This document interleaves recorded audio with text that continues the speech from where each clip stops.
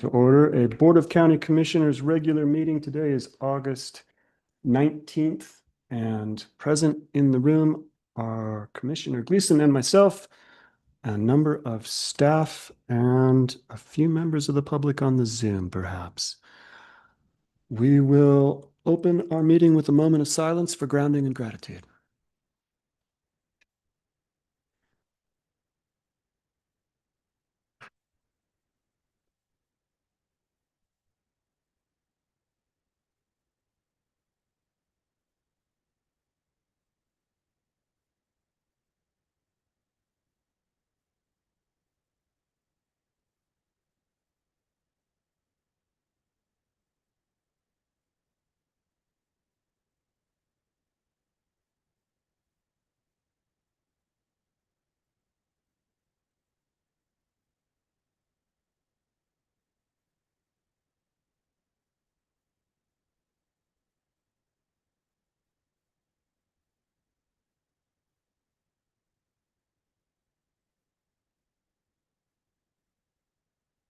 All right, thanks, everybody. We didn't capture our silence, but we will move on to item 4, reviewing the agenda. Commissioner Gleason, how does it look to you? Looks great to me. All right, let's Commissioner carry on. Yes, Barry, Jared. Can we please scratch 8A affordable housing updates? We had talked quite a bit about all of our various projects previously this month already. Mhm. So we were just gonna keep our powder dry and have a bigger presentation or bigger discussion next month. Excellent. Yes, we will scratch 10A. We should maybe let Ann know that we, 8A. 8A, excuse me. I'll let Ann know. Great, thanks, Kalina. Yeah. All right, with 8A removed from the agenda, we'll proceed. And Star's going to go ahead and fill in for that space. Yes, stars, fill in the gap. Action. We're all getting back in the swing of things. That's right. We'll move to public comment for items not on the agenda, and I don't see any hands up in the Zoom or in the room, so I will close that agenda item and move to the consent agenda. Commissioner Gleason, is there anything you'd care to discuss? No. All right, would you Straightforward. care to make a motion? I move to approve the consent agenda as presented. All second, all those in favor? Aye. Aye, motion carries. We're on to 7A, administrative matters, and this is consideration of resolution 2026-33 of the San Miguel County Employee Handbook at will section 50.03, clarifying the overtime compensatory time, and section 3.14 Colorado Retirement Association retirement plans. To clarify, working on the 45% benefit. Christina Lambert, I'm sorry, I misread that. 457B benefit. Christina Lambert, our Human Resource Director, and Haley Claren, our Human Resource Generalist, are with us. Good morning, ladies. Good morning. Thanks for having us. So for the first item, this is a proposed amendment to section 5.03 of our employee handbook. So this would allow limited overtime compensation for exempt employees performing authorized emergency management and mutual aid assignments. So we're looking to update the handbook. Eligible employees would have to work more than 50 hours in a week. And then they would receive overtime compensation, time and a half. It would be for specific emergency assignments that are approved by the county manager. And it would not change their exempt status. So the memo I provided has all the additional details. I don't know if you had a chance to read that, but I'm hoping to make this change. And if you have any questions, otherwise I will look to you to consider the resolution. Thank you, Christina. Commissioner Gleason, do you have any questions? I really don't have any questions, more just a comment that we saw this play out this summer. Yes. And Yeah. I think it's really important to address this. Yep. For the well-being of our employees, cover their overtime when this scenario unfolds. Yep. We saw it can. Yeah. Thank you. Yeah. Jared. And if I may, commissioners, I think just to characterize this, it came up this year because of the fires in our neighboring counties. We have a policy when these events happen in county where this exact policy, carries through, and we compensate exempt employees for their time over 50 hours. And so it was kind of a miss when a couple of our employees were assigned to fires in our neighboring counties, and they came back and said, wait, that policy doesn't quite fit. So we appreciate the consideration to kind of fix the gap here that exists when we're genuinely working on fires and mutual response. So. Totally understood. Yeah. Great.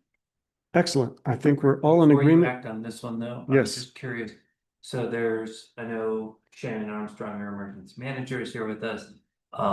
And I keep getting emails from a previous meeting that I attended online with you for the southern 5 counties and 2 tribes that are requesting an extended mutual aid agreement that would be up to 5 days where we would provide mutual aid for an emergency. It's still at our discretion.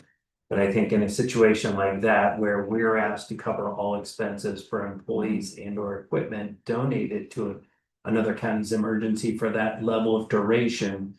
I'm curious, I know you were working on one that also entails the northern counties for an omnibus mutual aid agreement as well.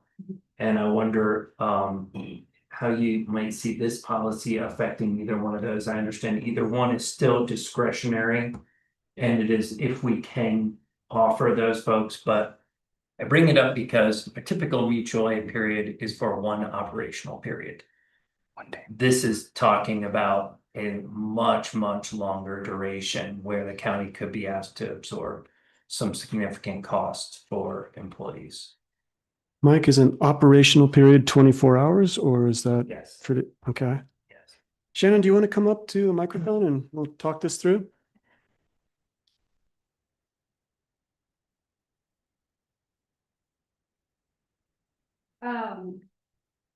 Yeah, so the agreement that Mike is referring to is, like he said, it's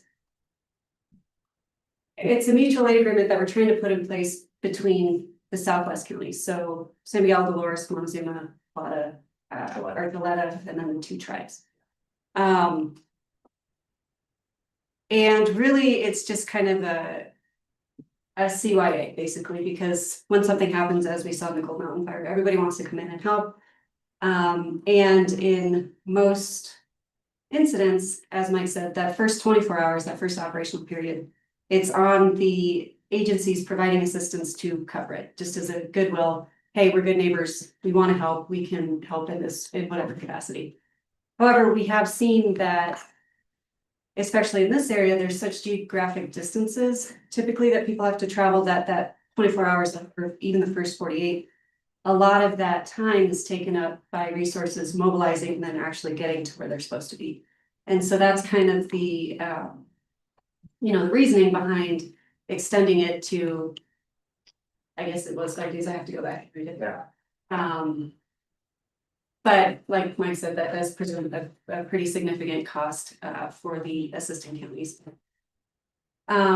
So as far as this overtime policy goes, I do think it would just have to be on a case-by-case basis, and based on Mike's judgment and Jared's judgment.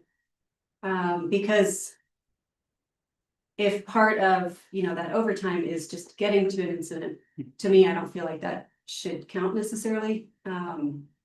But if somebody is in an EOC for 14 hours a day and it's a, 3 or 4 day stretch where they're actually working, for the incident, to me, that's slightly different. So,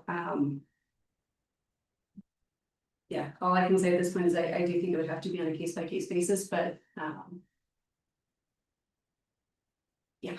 And the only thing I would want to make sure is that we have that touch point that it is coming to me, or if I'm out, Jared, for that, so that it is not an individual department or elected office of San Miguel County saying, yup, Mhm. you can have these people for all 5 days, and now we have an overtime bill that is significant.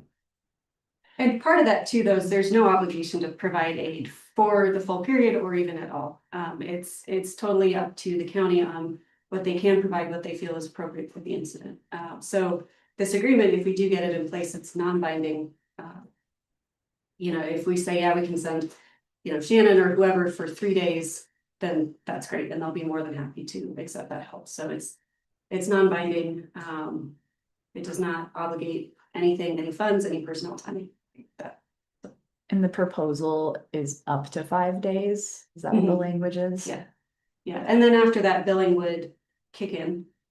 So at that point, if personnel or resources are still on the incident, then there would be mechanisms in place to bill the requesting agency for reimbursement.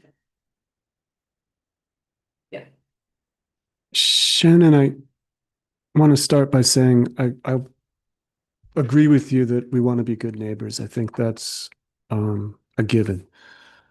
I'm a little concerned about putting the burden of that decision on Mike or Jared in the moment. That feels awkward to me, and I know that their instincts would be to say yes and cover whatever we possibly can, knowing it's not an obligation, but a kind of a moral responsibility. And I believe our neighbors would do the same thing.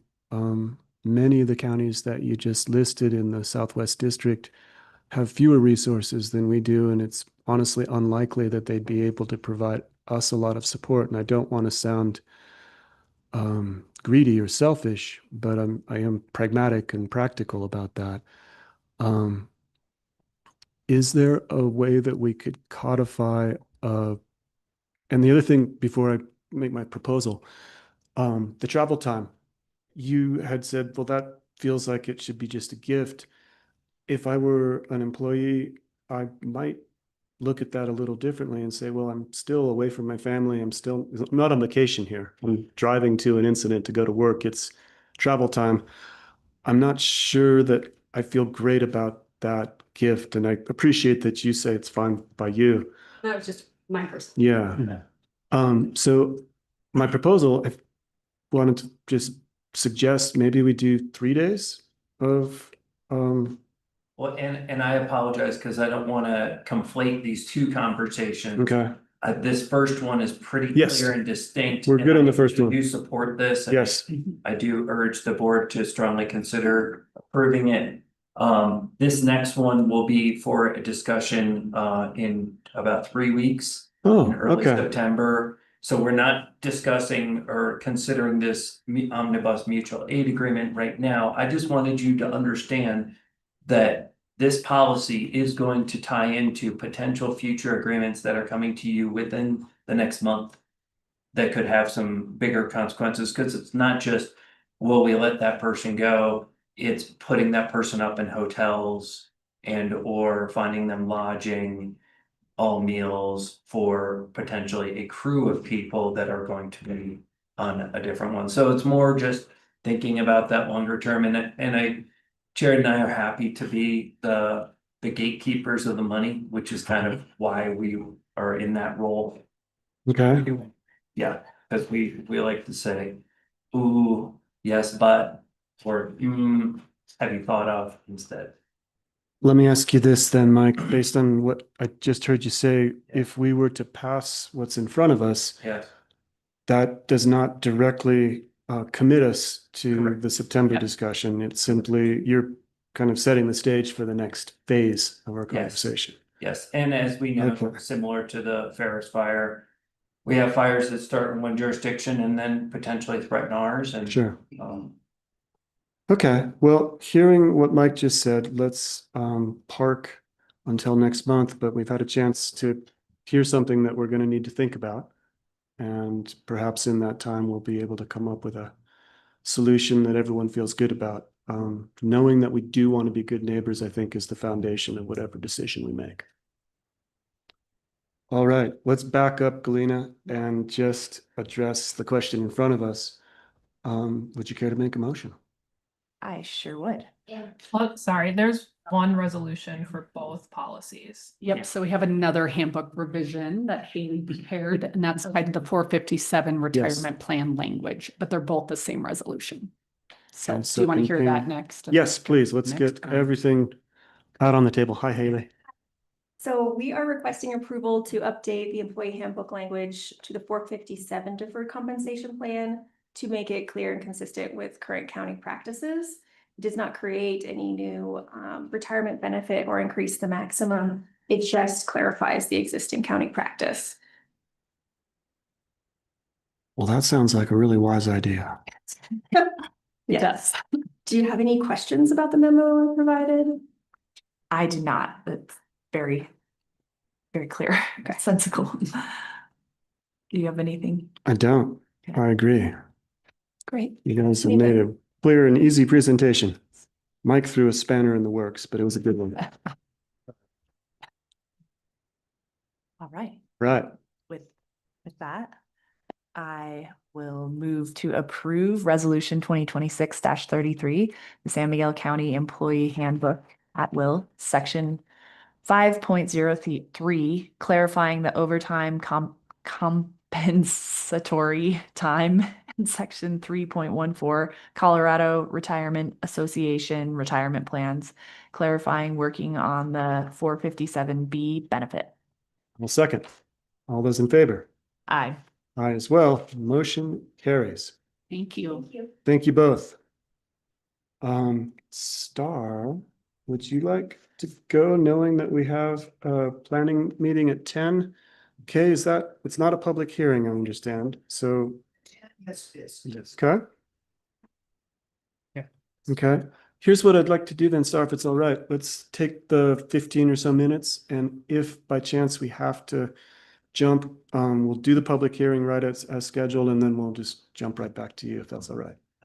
Thanks. This should be fine. Okay. So in the packet,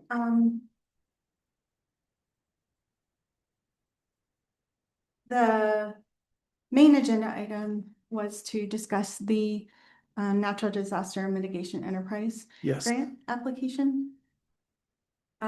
Pretty straightforward. I've put a lot of the background information into the packet. What the project description would be, which is to hire contractors to implement the short and medium-term high priority wildfire mitigation actions identified in our newly adopted community wildfire protection plan. So these projects really just focus on the critical roadside clearing, fire breaks, et cetera, just within our boundary of our road right-of-ways. Those roads are listed here in the packet as well. What the project would be, I have estimated cost for these projects based upon some research, talking to the forester in Mountain Village of what current costs are. And the only change to this is that Shannon Armstrong and I spoke with West Region. I've spoke to them a couple times along with Sampa and BLM, and I haven't had success actually with the US Forest Service because a lot of these projects are 150 feet. In width, our road easements are not that, at most at 60. So these projects will really take cross-boundary cooperation. But with this grant money, what we could do is our part of that, which is about 38 feet on the roadsides. And then the BLM has actually, they have, they're willing to, in coming to today's wildfire meeting, and they're willing to work with us on projects down Valley, Placerville, et cetera, which I was very enthused about. Also, talking to Sampa, which some of the power lines cross, they're also doing their due diligence as far as their vegetation clearing. So these projects would take working with federal partners, along with potentially Sampa and HOAs and private landowners to do the work beyond that to actually complete the entire corridor of 150 feet. So the change in this grant would be the total funding. I added in a $20,000 cost for implementation for West Region to help us. And I've since removed that after our conversations to a total request of $892,545 for this grant, and there is no match for that as well. And that's just based on conversations with West Region and that $20,000 That was my Is- next step of Okay. what I was gonna jumping ahead. like who will implement the projects?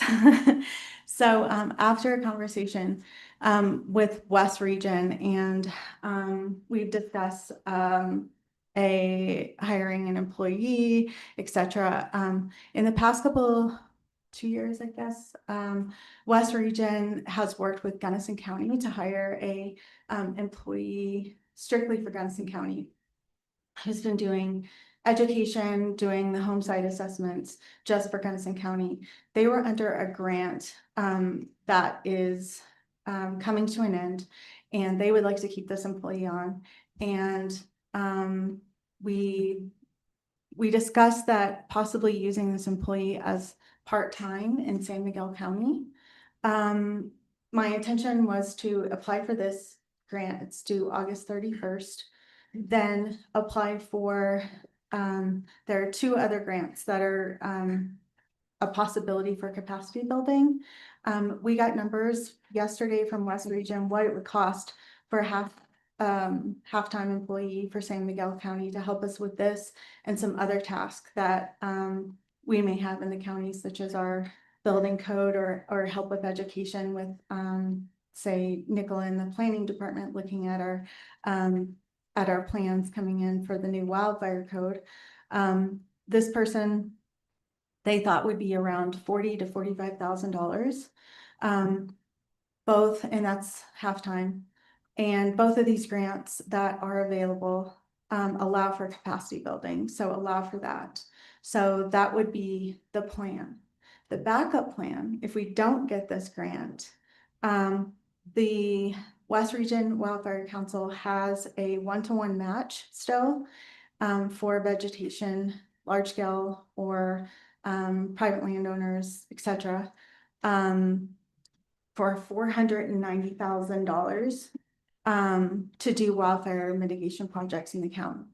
So if we don't get this, we could at least start with that, but it is a 1-to-1 match. And let's see, and with the employee, that would be applying for a grant for $40,000 to $45,000 through one of these state programs, and then paying West Region for that, and then getting a part-time employee. And in that scenario, we would most likely just start ticking away at this list, starting with the very high priority, and based on our budget, might not get through this list, I would anticipate, with the total cost, but it could be an alternative to at least start to tick away at this. Yeah. This list, it was determined based off of the, it is somewhat prioritized based off of the community hazard rating in the CWPP. Also looking at their short-term projects. So their short-term projects were based off of a lot of mapping with intensity, fire intensity, mapping, etc., all within the WUI. And then I added in the critical infrastructure. Shannon helped with that to determine a prioritization as to what, to protect, because these are roadways. So we need to keep those roadways clear for critical infrastructure as well. Then determine the mileage, acreage, and then came up with the cost. I think actually it's a little high, these costs, but I wanted to budget higher. And a lot of these are going to be, mowing, limbing, and then a lot of like just clearing out. So there's access for first responders, fire trucks, et cetera, and for evacuation and ingress, egress. I have one other question just about the federal agencies. That's Mhm. great that the BLM is engaging. Mhm. And has it been, just so I understand, some non-responsiveness from the Forest Service at this point, or they just don't have capacity? What is their answer on this currently? I haven't been able to show them this Okay. grant that we're applying for, but in our CWPP, the US Forest Service is responsible for multiple projects, and those projects are already have gone through the NEPA process, specifically the Suffer project, looking at like Thunder Road, etc. I was hoping that we would go on the field trip, and that was canceled due to the flooding. And I haven't seen, I reached out to Megan yesterday asking about an alternative date for that field trip and haven't heard back. But was hoping to have that conversation, you know, because a lot of these projects in our CWPP are part of that Suffer project. So those projects are underway. We were also gonna look at OA Gregor on that field trip as far as a county project for wildfire mitigation, forest health. So the recommendation would be to support this application, and then we would, got the timeline there. October 29th, they would be announcing the awards for that. And the other two grants, we would move forward with, depending on I have a question with the grant administrator for one of the grants, determining if we are actually eligible for it based upon our conversation yesterday with West Region. And then today I'm going to actually talk to the collaborative about who's applying for these grants as well. And so the recommendation is to support this grant and to move forward. It makes perfect sense to me to try to get that grant. And even if we were to fail, it still makes sense that we start chipping away. So yeah, let's swing for the grant fences and see what we do. Hopefully we get them all. And even if we don't, it is an example of local government having to address climate impacts and changing forest health, and we don't really have a choice. So let's do exactly as you recommended. Kalina, do you have any other thoughts? No, I'm in full agreement. I will just say if the grant is not awarded, then let's talk about that one-to-one match with West Region. I think that could be a good path forward if this doesn't work out. So I'm glad you're thinking creatively beyond this. Yeah, absolutely. I had another topic, but don't have time, but this is Western Colorado Headwaters to Homes Alliance, another group that's looking at starting, and I will let Commissioner Gleason talk about that in the updates. Okay, Sounds great. perfect. Well, in that case, that was perfect timing, Star. Appreciate it. Thank you. And is there anything else that you want to address right now, or are we good? I think we're good. Okay. Well, thank you. Appreciate it. And Shannon, I hope that that was what you wanted to hear, that we support the grant application. I saw you nodding your head.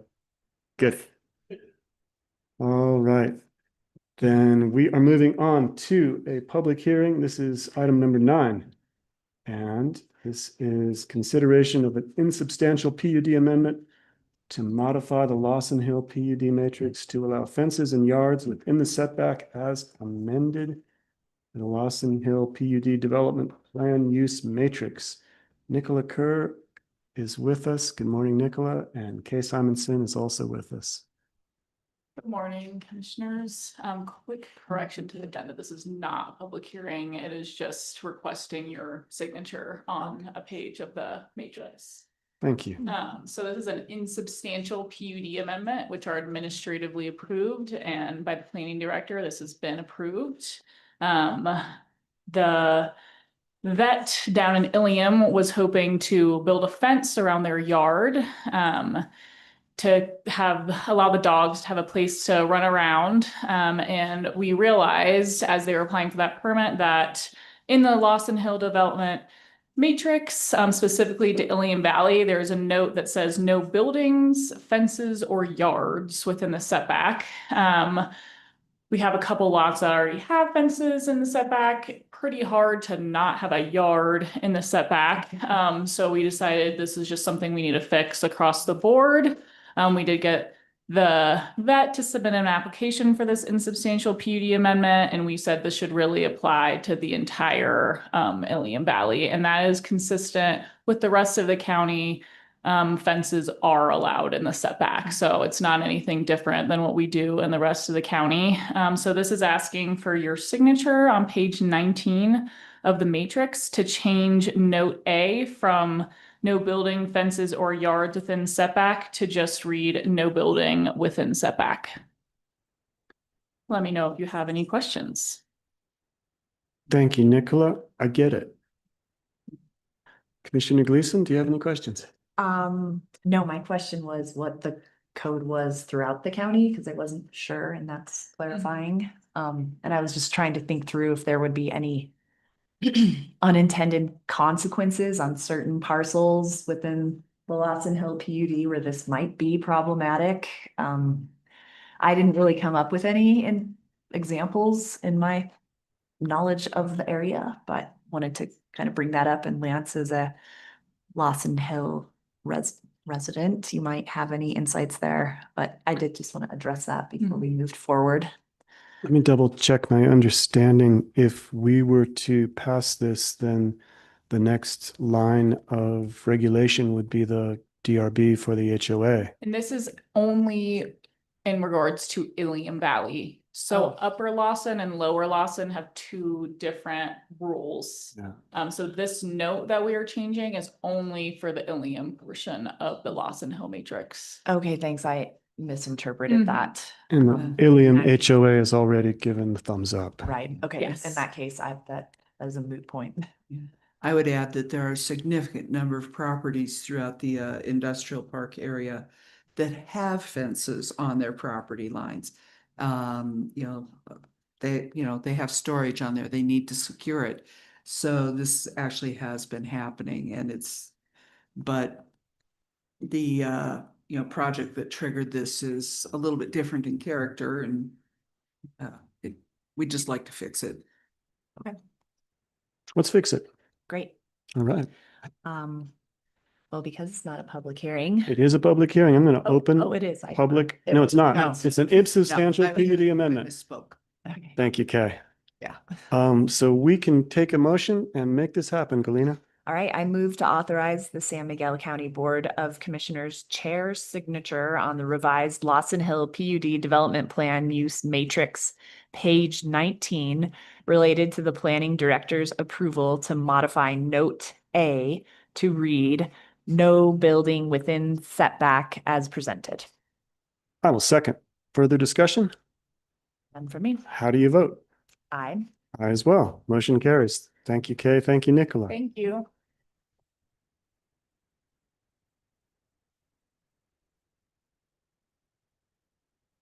All right. We are gonna wait for 10:15 for, no, we're not. We are gonna move to manager matters. Good morning, commissioners. Jared, it's Daphne. Yeah, you wanna talk compliance, Jared? Like, just a procedural question, Commissioner Waring. Yes, sir. You jumped over number 10. I'm happy to do some sort of adjustment, but I want Oh. to make sure that is the direction. Apologize. I do know that Commissioner Brown wanted maybe to participate in that. So, Yes. so front loading, maybe some of these things would not necessarily hurt us, but I just want to be clear about the process. Thank you. Commissioner Brown was aiming for 10:15 to join us. Okay. So if we did take some time with manager matters, then at 10:15 we could circle back. Sounds wonderful. Okay, I have a proposal since Star is still in the room. yes, And perhaps we could talk about this Headwaters to Homes Sure. Alliance. Would that be good? Sorry, since I'd you're like still that. here and then you don't have to hang, or if you were planning to hang, because I think we could easily take up some time talking about this. that is smart. And I've got that email.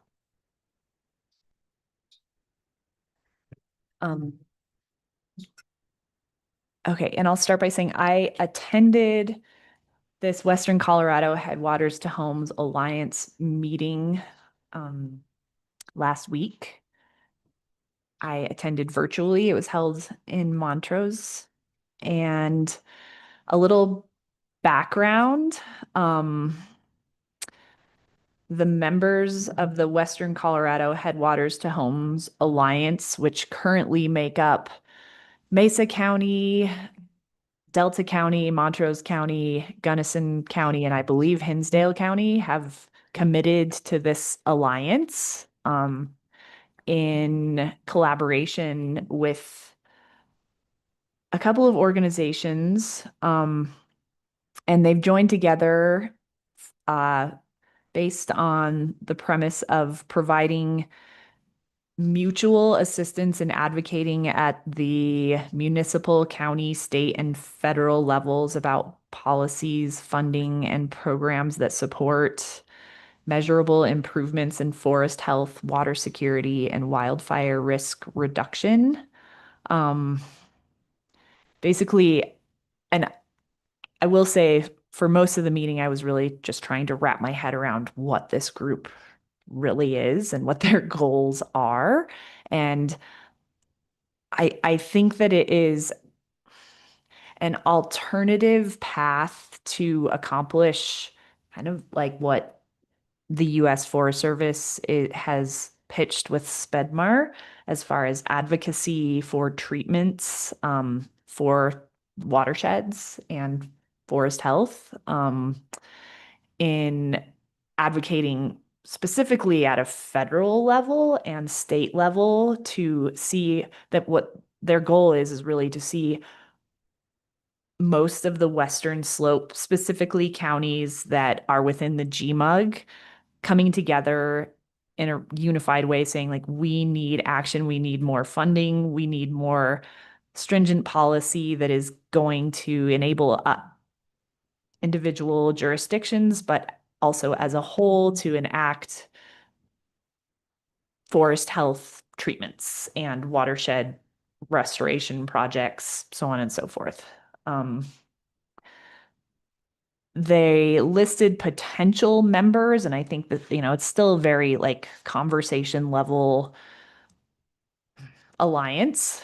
There hasn't been full commitment from Forest Service, BLM, Bureau of Reclamation, Forest Service, Colorado State Forest Service, Parks and Wildlife. But that is the goal, is to have all of those agencies at the table as well, working together to enact some really meaningful projects and getting funding behind those projects.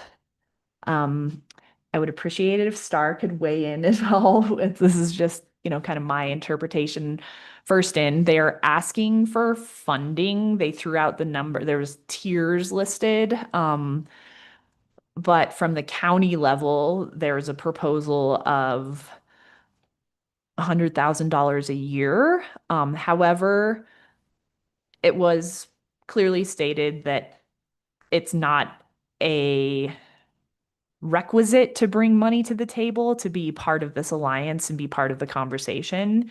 And I did bring up that San Miguel County just recently committed to contributing to our RAP, and that significant amount of money, and we're working on that. And a lot of this does have to do with watershed protection, specifically municipal water protection in the instance of wildfire. And, Gunnison County had a similar perspective, even though they're already in their part of this alliance and committed. But we're individually working on these projects and working on these preventative measures. But I think that what I understood is this is like a yes, and it's great that we're all individually working on these projects, but the goal is to come together as an alliance to really advocate for more at a federal and state level as far as funding is concerned, and attention to the matter that there needs to be more funding and policy to support implementing these pretty heavy lift projects. What else, Star? At the drought conference, I was approached by the Montrose County Commissioner, and she just started talking about this and just some of the issues that they had downstream from the Array fires, and that really they thought that this sort of collaborative could help with that, and to start to determine like the watershed on a watershed level, how those impacts really come downriver, and you know, so everyone's talking and everyone's in the room to understand these. I haven't been to a meeting. There's a meeting next Wednesday that I plan on attending. I know that when we started the collaborative, we were talking watershed level. I know that that was a big thing that was really pushed. I think Adrian was pushing for that, and I know Jamie with West Region was pushing really for that. And there was just concerns with, you know, political boundaries, and that's what they're trying to eliminate here, are those political boundaries, to understand how, you know, the upper watershed can really affect the lower, and agriculture when there is a fire, and then how to start to take care of on a very large landscape scale these projects. So they have actions here which are strategic fuel reduction, cross-boundary partnerships, forest restoration, and watershed level results. I have a call in with Jared just about DOLA funding, possibly wondering if that's something that we could potentially use, and we'll meet later to discuss that, or like on a very large level, multiple counties applied for DOLA funding to look at starting a group like this. I don't know. I'm just something in the hopper there to think about for grant funding. Just at the $100,000 level, thinking multiple counties asking for that isn't, if an individual county asks for 100,000, that isn't a great amount for a DOLA grant, but multiple counties could pull together and I think would be beneficial and come up with a good proposal. And I sent this to Adrian so he can be involved, and he hasn't responded yet. I think he is going to attend, and Shannon was also invited and plans on attending as well. Great. And that's something I brought up in the meeting, that it's really important to have these watershed coalition groups part of the conversation here, because they're the boots on the ground in a lot of instances throughout counties doing the work. And so, yeah, it'd be good to have Adrian's input. And I think that's great that Shannon be part of the conversation and get a feel for whether this is something we want to really jump in on. I certainly agree with the concept. I think that it's somewhat similar to what we were starting to talk about with the good neighbor policy and helping surrounding counties, in that while we want to be good neighbors, we may not be able to be $100,000 worth of good neighbors. And knowing that there's some other ideas on how to get some money to participate, I don't yet have a clear feel for where that money would go or how it would be spent, and that would be an important consideration. But for right now, I'm happy to give a provisional yes, let's join the group, let's stay in the game. And if that's what we're proposing, then yes, I'm happy to sign the letter and stay in the conversation. I think too, it would be worth talking to the Forest Service and the Spedmer Group, Mhm. because over the last year, they've been reconsidering their vision and what the purpose of the group is. So I think it might be worth having a conversation with the folks at Spedmer about this project, and because it's identical Yeah. essentially to Spedmer, except a different mission where we've all been asking for wildfire mitigation, specifically in the WUI, and every single one of our comments that we've made for Spedmer. And a lot of people have made those comments, so I feel like this is identifying those concerns that have been put into comments for the last 10 years over with Spedmer. So I think it's worth a conversation with them too. Sounds good. Is that enough direction for you, Star, to continue to engage and see where we end up? And we'll leave the money part as an open question. Absolutely. Okay. Thanks, Lance. Sure. Good timing, Galena. Because it is 10:15, Commissioner Brown has joined us. Good morning, Commissioner. And we are moving on to item number 10, which is a discussion of the San Miguel Regional Housing Authority compliance procedures. Mike Bordonia, Jared Biggs are going to start us out, and we will include members of the public in this conversation once we've got the framework. Good morning, Commissioners. Jared has a presentation for you today. This is a follow-up on our discussion last year, where there were several questions that the board raised regarding compliance and how we might streamline things. And so we wanted to come back to you with an overview of what our residents in deed restricted housing can expect for this upcoming compliance cycle that will be starting here in October.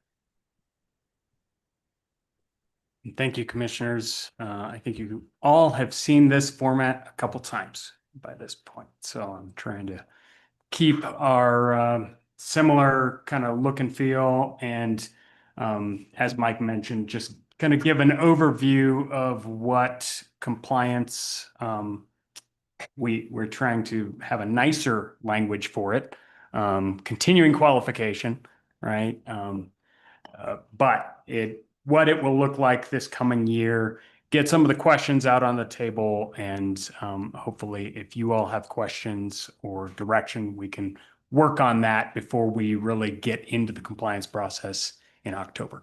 So, I did meet with Pam Schifrin last week on this topic to get her some feedback from her. She's more than open about direction from the board, and regrettably, she couldn't be in today because she's taking a well-earned vacation that she has not taken one since she started as the executive director. So now is the time before October for her. So,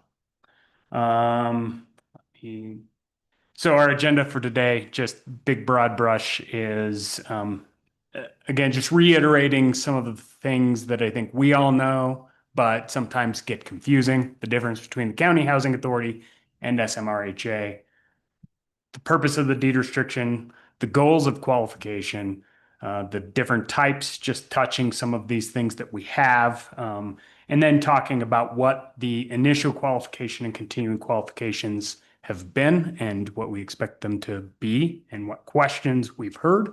And then just kind of an open-ended conversation for things that the public have, that you all have heard in the community, and what we can kind of work on as we move towards October. So, and of course, the caveat language. We all know this very well at this point, that every deed restriction is very specific to a location. You can't compare to your neighbors in all cases. We implore everyone to use the portal that we have set up to read their own deed restriction and hopefully understand that and bring questions if they have them. So, yeah. So just to reiterate, our what is the difference between the County Housing Authority and SMRHA? The County Housing Authority is this board sitting as the County Housing Authority. And this group establishes the rules for the county deed restrictions, compliance, you hear appeals, and set the direction for the program. Whereas San Miguel Regional Housing Authority is our joint housing authority we operate with in partnership with the town of Telluride. Commissioner Waring and Mike are board members of that body. And that's really the operational arm of the deed restrictions, both in the county and in the town of Telluride. So they administered the deed restrictions at the direction of each of the town housing authority and the county housing authority's direction. So as Pam likes to say, she's usually the messenger and not necessarily the person that's directing these policies. So, and she's been doing, frankly, in my opinion, a really great job at being an ambassador of the program. So, you all have seen this one before, the deed restriction purpose. This is written into 51305. It also has its, within the covenant, there's similar language, but just the section governs the ownership, occupancy of affordable housing in the Telluride R1 school district. The guidelines, rules, and regulations are intended to help preserve a sufficient supply of affordable housing to meet the needs of locally employed residents in the Telluride R1 school district, while allowing customary free market, unrestricted practices to influence sale and rental of affordable housing as much as possible. So kind of the, sometimes when I hear, I'm a nerd, you all know this, I listen to Fed meetings and they have kind of the dual mandate that is sometimes challenging to balance. And I think that this is another kind of dual mandate that has a balancing act involved. So, talking about the goals of continuing qualification. I've had a couple good conversations with Pam about this. We've talked to staff about this, but continuing qualification, both the initial qualification for folks who are applying to purchase deed restricted housing and the continuing qualification are to ensure that those properties are being occupied by people who genuinely work in San Miguel County, or have qualified through their work in San Miguel County previously. And that includes retirement or disability qualifications. So, that's the big picture of why we even go through this process is, I know it's uncomfortable to get checked on, but these assets have been developed in partnership with the county in a lot of respects, and we just want to make sure they're being used by the people who qualify for them. So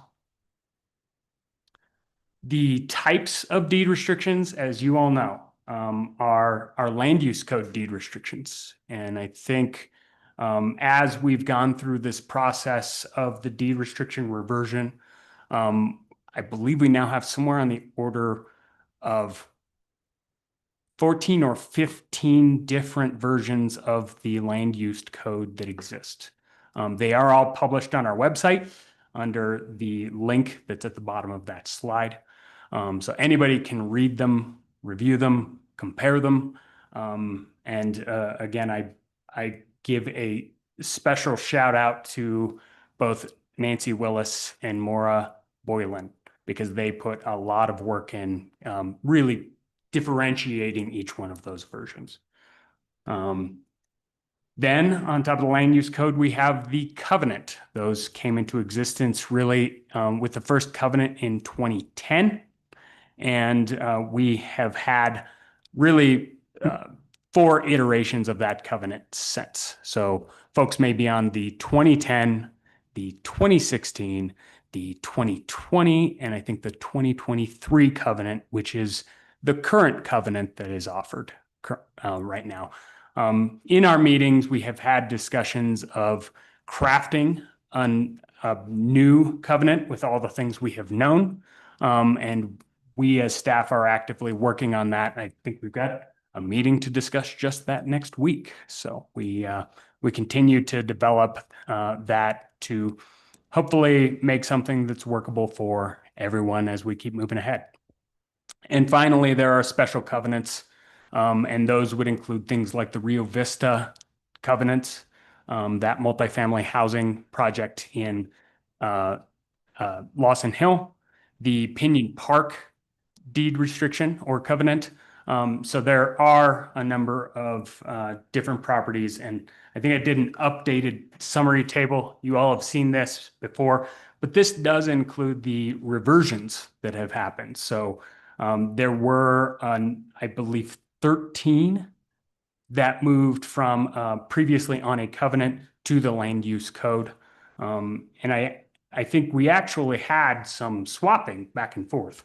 But the ultimate result was 123 on a land use code version, 104 on a covenant, and 122 on a special covenant, so to speak. So let's dive into qualification. So the initial purchase qualification. So if I were to go out today and try to purchase a deed restricted property, regardless of which deed restriction it is on, there is a standard application out there that SMRHA has pulled together, and it asks for really these following things. That includes applicant and co-applicant details, right? Who are you? What do you do? Other household member details. So in my case, I'd have my children on it, right? A statement of residency. So something saying I am affirming that I am a resident, because we do have those residency standards.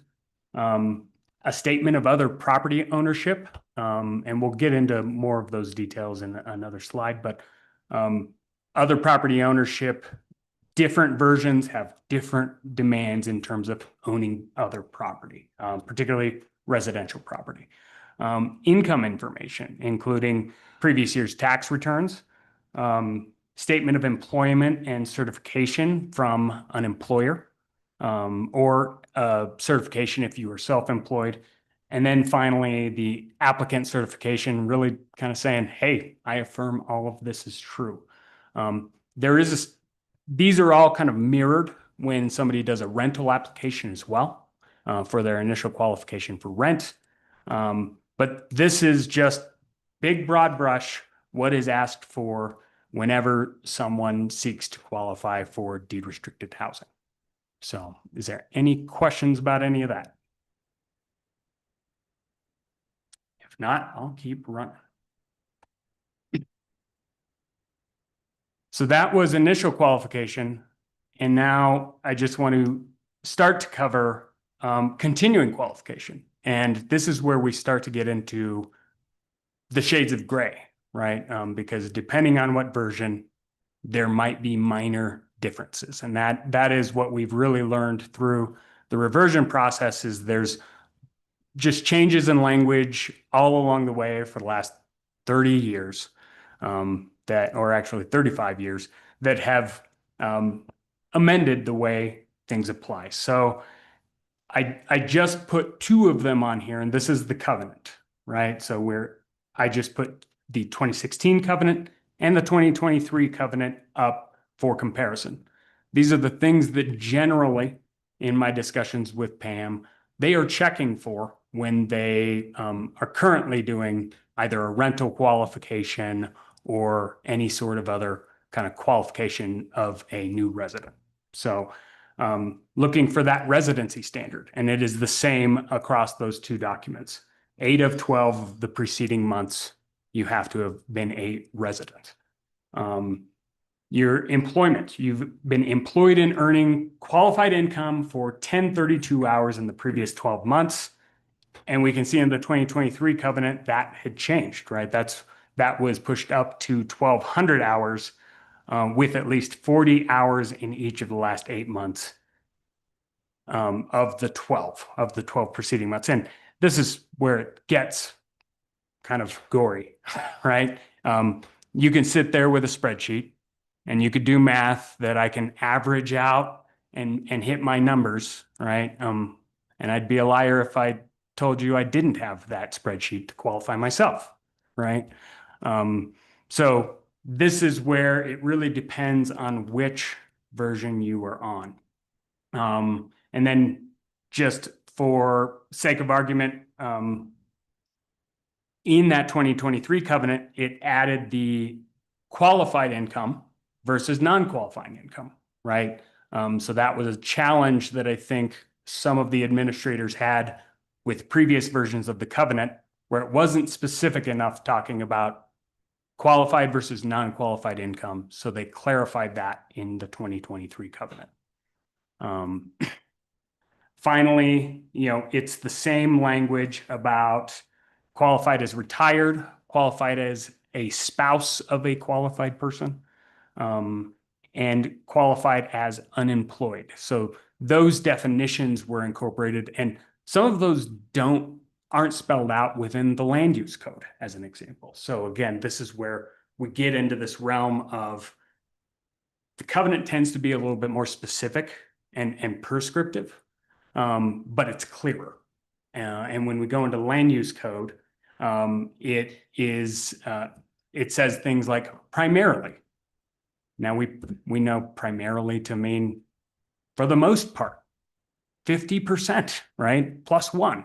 But it leaves some of those things to question, right? And we'll talk about that in a moment. Finally, with property ownership, the provisions of the covenant have owner, occupant, spouse, and the dependents cannot own more than 10% interest in a residential property in the R1 school district. So those are, again, the covenant tends to be a little bit more clear in things, whereas the land use code has a little bit less firm language. So any questions about the covenant? Again, I did not include the 2010 and the 2020. There are minor differences between those. And one of the things that we will be doing, Pam has worked really hard to build the owner portal that has the version of the deed restriction. And she's working really hard to have that kind of do an initial check using just the logic of each version to the qualifications that are necessary. So having the program do the first check is hopefully what will aid both staff in the time and review and those folks who are going through qualification to have a seamless process. So what I think I just heard you say, Jared, is that Pam is going to go through each owner's separate deed restriction and confirm what information is required in order to achieve full compliance, and that may change or will change depending on each owner's covenant or land use code. Correct. She's putting programming logic on the backside of that portal to check specifically for each version. So good. It's a lot of work, and again,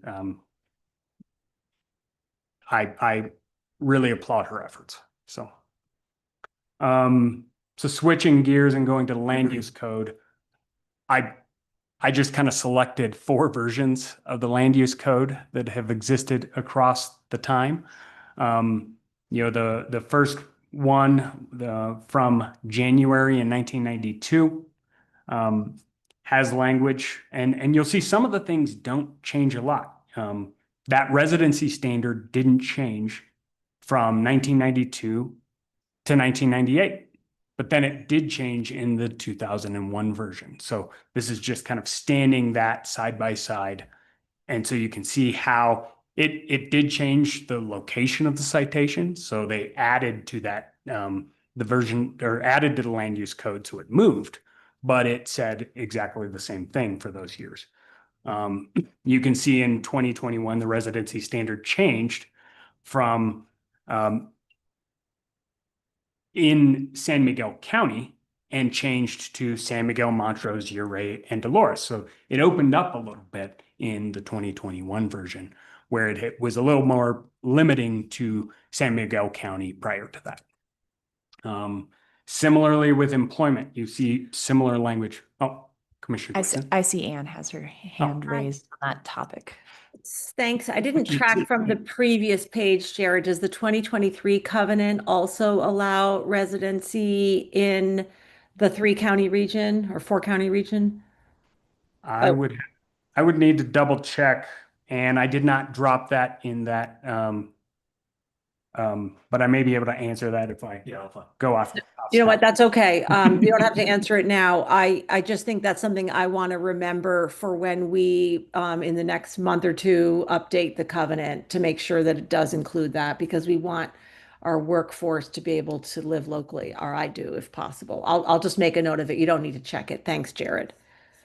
I'm making a note. That way we can just start tacking through the questions. So. And just to clarify that in that 2001 land use code where it expands to the 4-county area, that's alluding to that their primary residence can be within all 4 of those counties. It's more lenient that way. Correct. Yeah.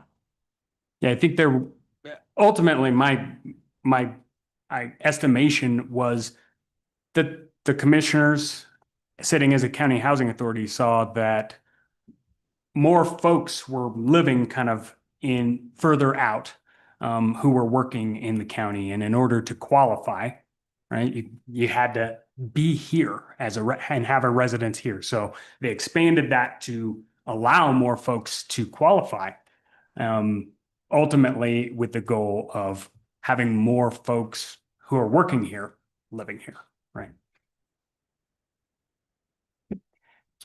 So. And then Maura has her hand raised on that. Go ahead, Maura. I have the 23 covenant pulled up. It does, for the initial qualification, it does have the similar that they have maintained primary residence in the 4-county region. But that's for initial qualification. And then for continuing qualification, I would assume it would have to be. If you had to have occupied the subject property as your primary residence. So I wouldn't read the land use code either as saying you can own a deed restricted house in the county, but actually live in Montrose County. It's for the initial qualification is the residency. Right. It's casting the net further throughout the region for folks who have been living in the region, working here. Right. Yeah. Right. Thank you, Maura. So as that continues, you can see the language on employment. And again, within the land use code, these provisions are in the same section, right? Because it's just the definition of employee that tends to be what is looked for. And so employed and earning qualified income for an average of 30 hours per week for at least 8 hours or 8 of the previous 12 months, which equates to 1,040 hours in a year. And again, you can sit with a spreadsheet and you could look at numbers and pick dates and get to that qualification threshold, but it is what is looked for. And you can see how that has been pretty consistent within the land use code across versions and over time. And I believe still has very similar language because we did not change to 1,200 hours as we did in the covenant within the land use code at this point. So.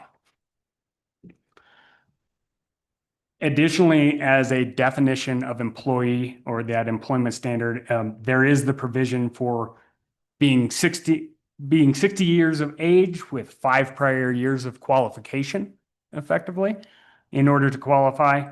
And that was consistent until 2021, when it was changed to have 5 of the previous 8 years of qualification. So, in some of the older versions of the land use code, if you worked here for 5 years and then moved away and, succeeded elsewhere and then came back, you could potentially continue to qualify if you turn 60 and can show those 5 years of qualification. So So you can just see, and I put these up as examples of, how the language has changed and how in a lot of ways it has stayed the same. And finally, with property ownership, owner, occupant, spouse, and or dependent with material interest in residential property in the R1 school district. That's the same in 1992 and 1995, but changed to San Miguel County in 1998, and to similarly the 4-county region in 2001. And to Maura's point, this ends up being the kind of initial qualification, but you have to occupy these places as your primary residence. So the property ownership standard would allow you to have a second home as long as it's outside of these regions, right? What questions do you have about the land use standards? As I again, I caveat this all over, every version is specific. And my suggestion always is to go in, read it, and make sure that everyone who occupies these deed restricted units understands their specific limitation or qualification.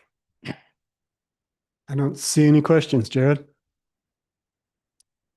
So I will move on to challenges. And this is just my recollection of all of our ongoing conversation about challenges we have heard. And we may hear others. And that's kind of what I wanted out of the conversation today is if there are significant challenges that we need to be working on, I want to hear them. You all have been listening to the community and may have had good conversations about some of those challenges. And we want to work on them where we can, where it's reasonable. So during our reversion process, the big challenges that I had heard, and this is not by any means exhaustive, were the verification of income challenge, right?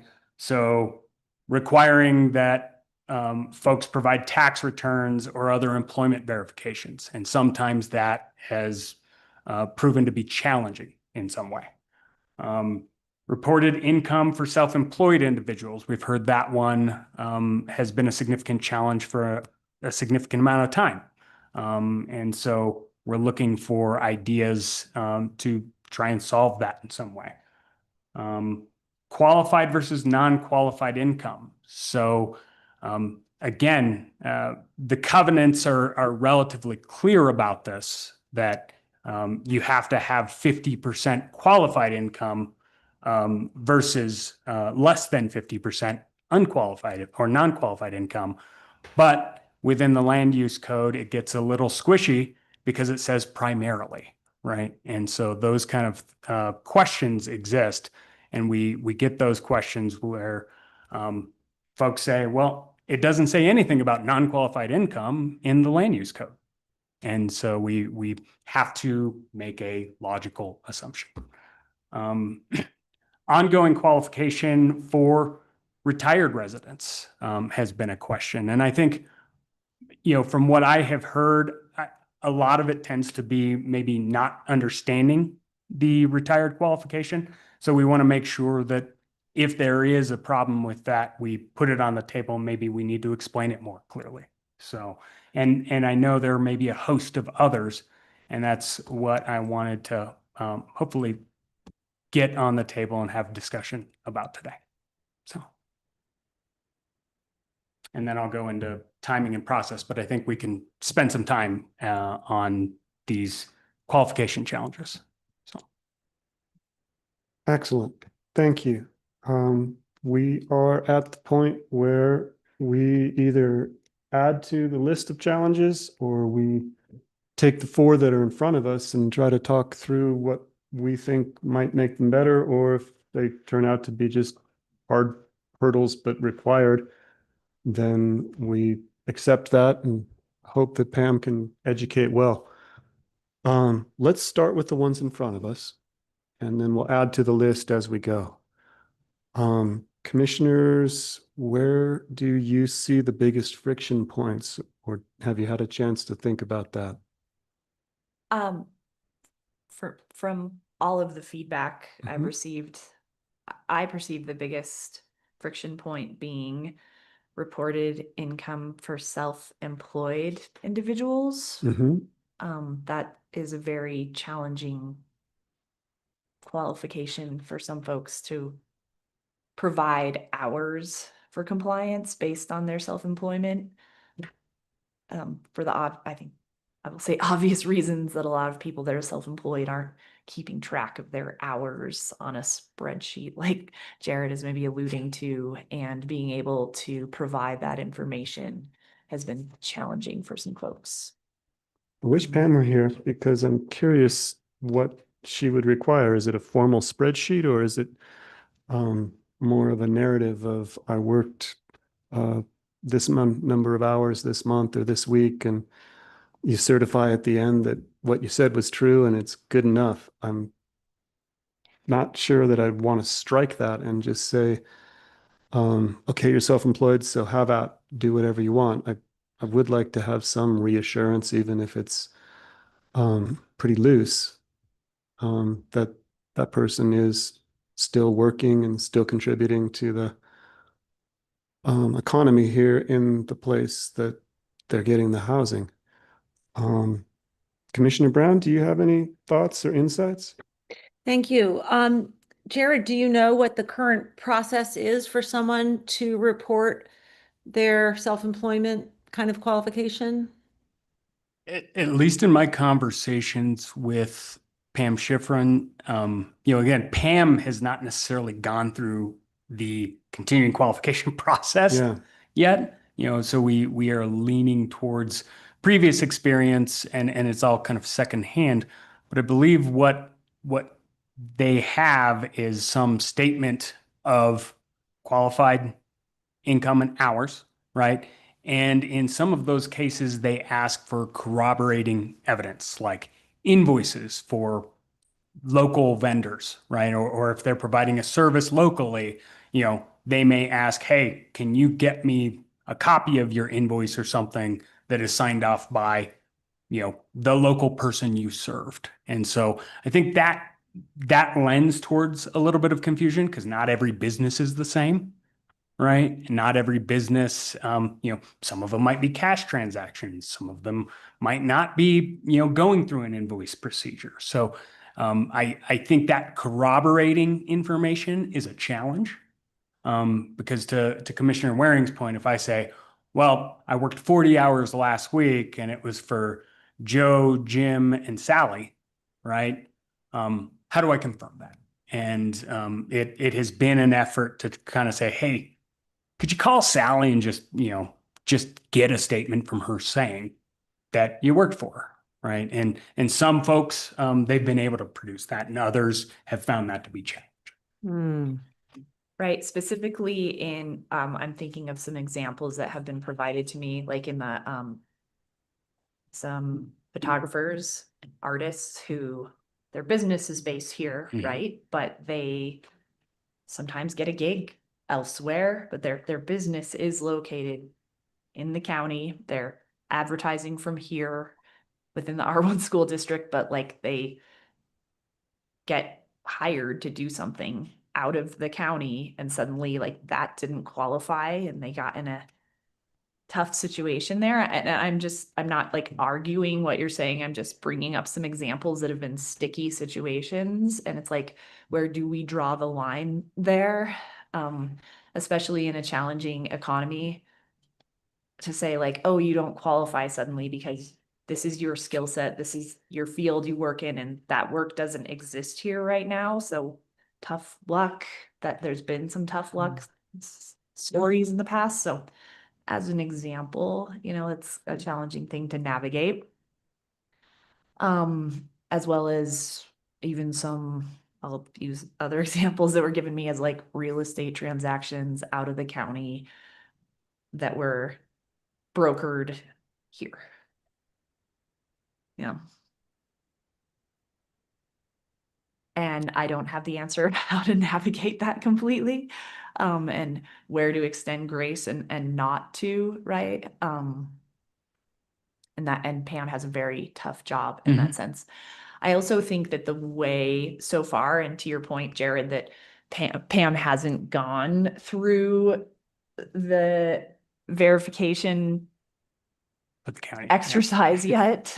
And but I think the way she's engaging with residents, there's just a different tone being set right now, which I feel is very important. And I think the previous engagement, whether right or wrong, there was a certain tone that was set that was really tough for people to navigate.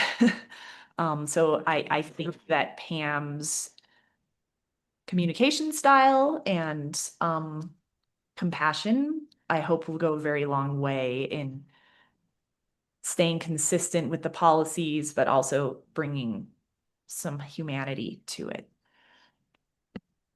Commissioners, we have both Lee and Sheila Rufa with us, and I know that they were instrumental in starting the deed reversion process and have had a lot of history with this.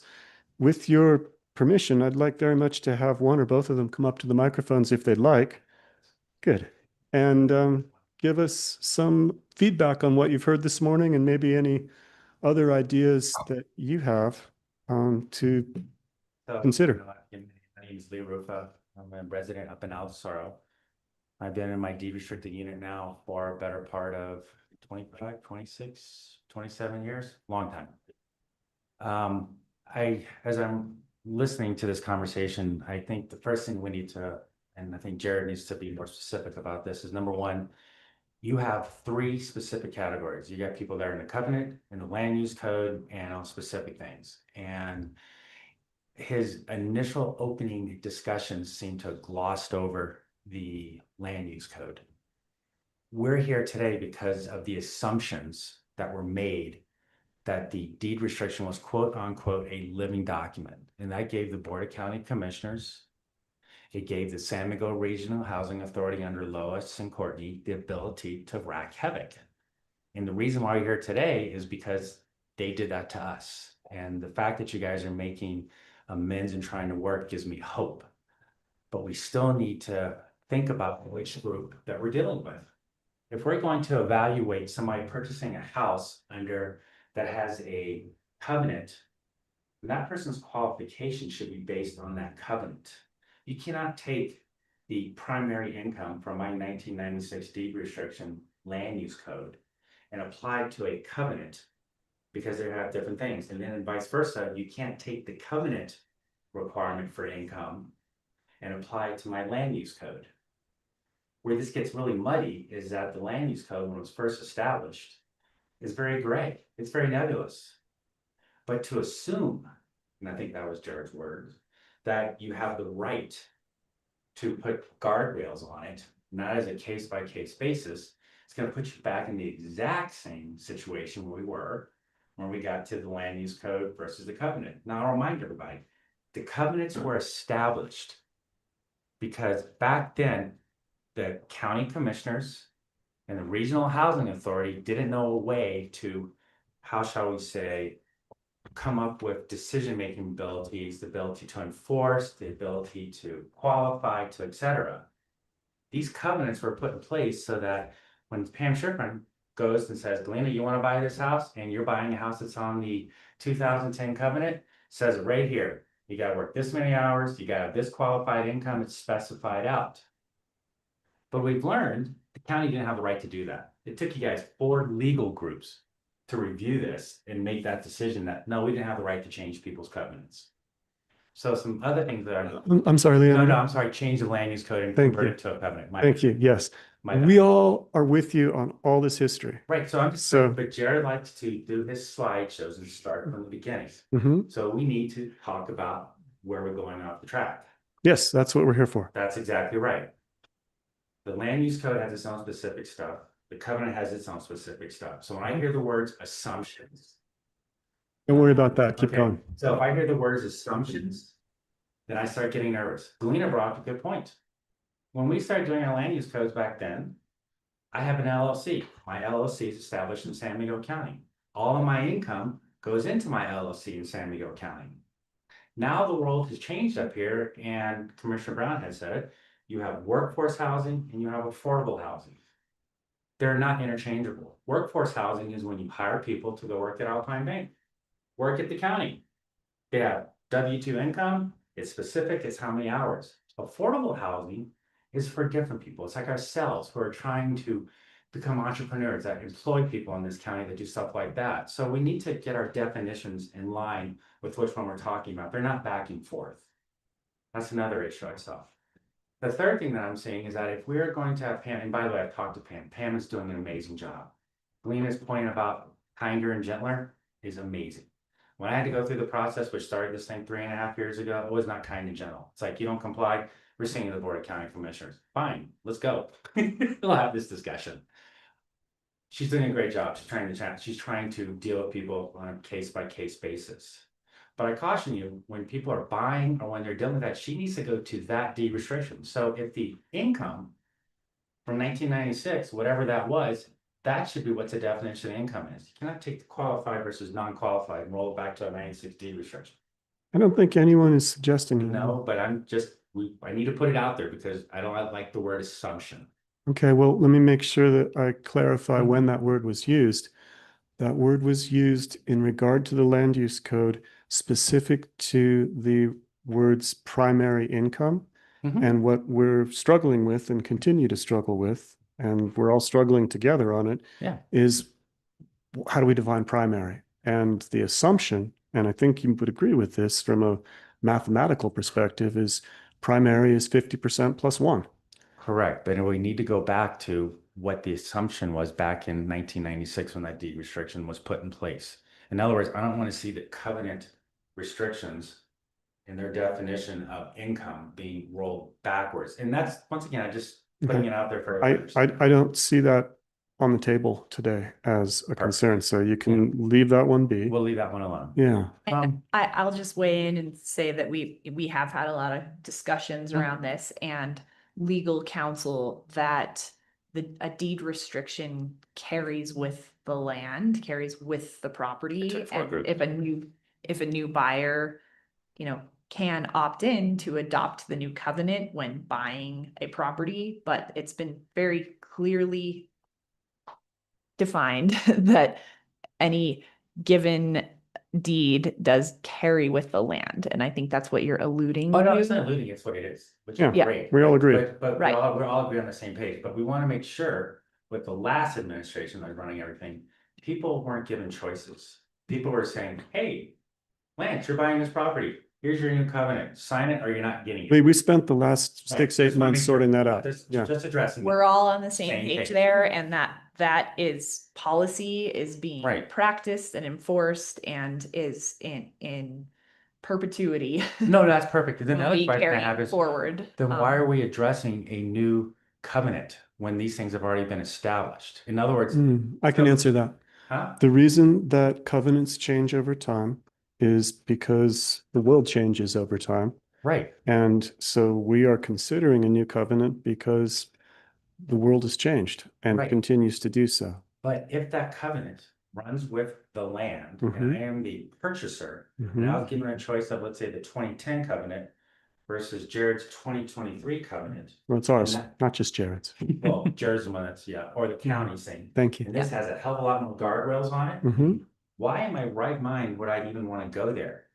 That That's was one of a- the discussions we had last time. Yeah. And that depends on the buyer and the No one new in this room would. the put new more restrictions covenant on themselves. might lend itself, and we don't know what the new version Yeah. of a covenant, it could reflect this new new world we live in where remote work is there. There could be some more leniency there potentially, right? love We to don't see that. know what a new, we're People gonna are be not- tackling this moving forward. Developing a lot of new housing units. Right. And we're thinking about what type of deed restriction would be best applied to those units. So that's another big part of Which is the what we discussed consideration. a year ago. Yeah. It's the same thing. That's gonna be what that's for. And perhaps, you Yeah. know, what you're talking about, a workforce versus affordable housing. I don't like to ever use that word, but community housing That's maybe is fair. another terminology, creating different tiers of deed restricted inventory and who that applies to. That could be what a new covenant could look like for any Yeah, specific and like I said, my development. main purpose for being here today is that a lot of stuff gets lost in translation. And I don't feel Jared did address the land use code as much as he should have, because it's 1/3. It's 1/3 of your inventory out there. Yeah. And so that's gonna be your toughest issue on how to qualify those people or not qualify those people. How are you gonna enforce those people? The covenant's straightforward. That's easy. The specific use is straightforward. That's easy. It's the other 123 people. You know, Lee, you've put your finger on the conundrum that we've inherited since 91. And we spent a bunch of time and energy trying to both reset and also really understand. And I think the answer that I have is what you and Galina both said, which is Pam's going to continue to do exactly what Jared said, which is take each individual land use code, interpret it as carefully and as humanely as she possibly can for each owner, and do her best with this really messy system that we've It's just what it is. locked what it's into. been. And the other thing too is I'd like Galina to know, I think, this whole thing with people who are self-employed, that's where it gets mucky. That gets difficult. And that is exactly where Yeah. one of our main bullet No, points that's of how gonna be can the we do biggest that one. better? And you ask about qualifying hours. Anybody here who's self-employed, how many hours do you work a week? All of them. I mean, no one works 5 hours a day. We always work 7 days a week, 365 days a year. That's what you do when you're self-employed. But I think the biggest thing is the question is, where is that income paid into? Like a real estate agent, you refer to that. If you're a real estate agent, you make one sale and it's down in Mesa County. If you are on the covenant, That's you're out.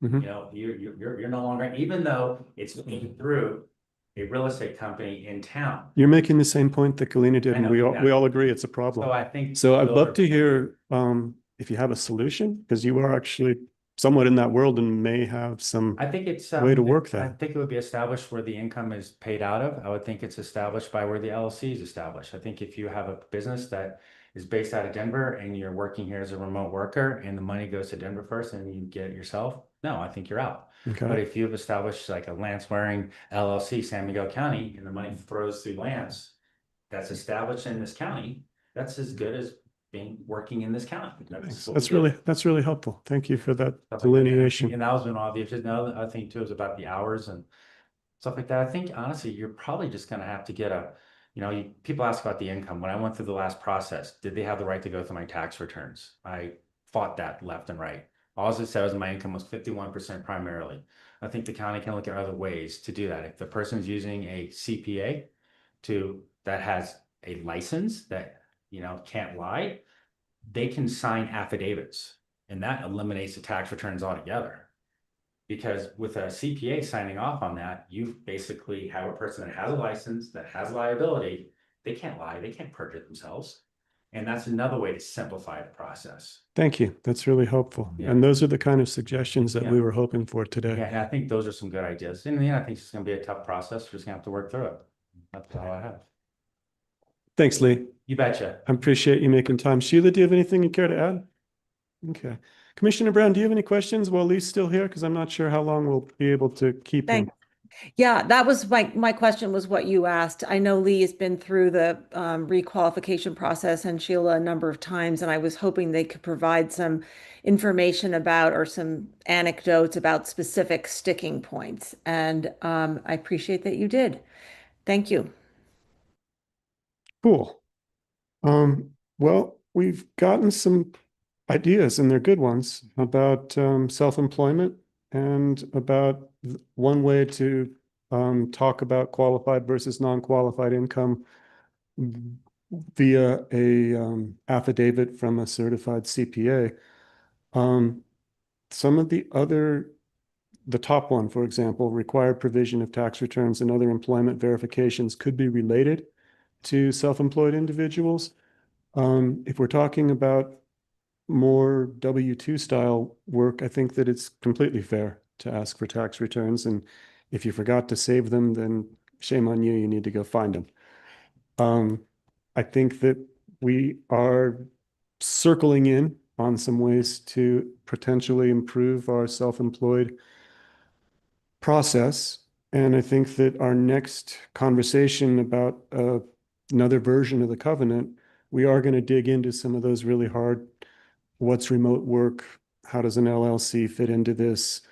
And I hope that you can make it, Lee, because while we wrote all those things down, I think that having lived experience in the room is also really handy.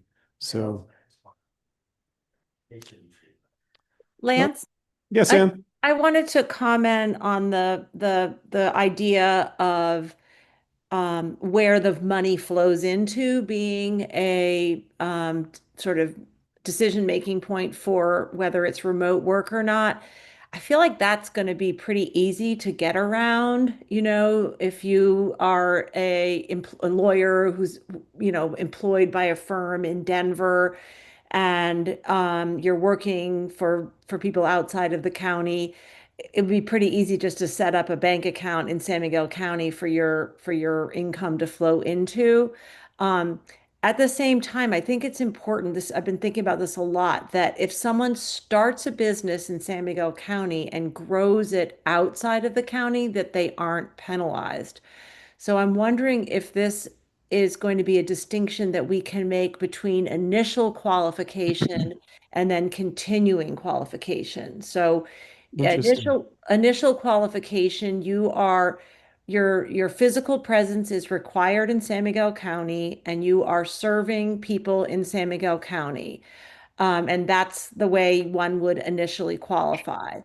But if your business grows and you end up, you know, serving people outside of the county, you would, you know, we could make an exception or something like that, the way we do for retired people or disabled people. But I think we have to be super careful about businesses that, you know, or people who are working here but don't need to work here when they originally qualify. Well said, Commissioner. I appreciate your thoughts there. I'm wondering if we want to continue to sort of set ourselves up for this future conversation about how to rewrite the covenant, or if we want to really focus on the qualification process that's in front of us. My instincts are to take these good ideas as they pop up, but circle back to the 4 or 5 bullet points in front of us, because that's the October deadline. That's when the rubber's going to meet the road here. Is that all right? If we Yeah, that is. And I do think though that some of that topic is related a bit to how we're going to requalify people in the fall. I think that what is going to happen, and I'm sorry to interrupt, but No, please. we're going to qualify people in the fall based on what we've got. I don't foresee we have enough time to fully discuss and fully agree and fully create a new covenant between now and the fall. And even if we did, it wouldn't apply. So I think what we're going to end up doing is taking the rules we've got, letting Pam do her level best with the rules that are in place, seeing where the sticky points are again. And then as soon as we've completed the verification process, then we can schedule that discussion about how do we write a new covenant that is, again, representative of today's world. Sure, but I'm just concerned that there might be people who are going to requalify this fall who are already in the position where they have grown their business. And so, you know, it is based here, but the income, more than 50% of it is coming from outside the county. So we may have to either tell them they no longer qualify or make an exception today or, you know, in October.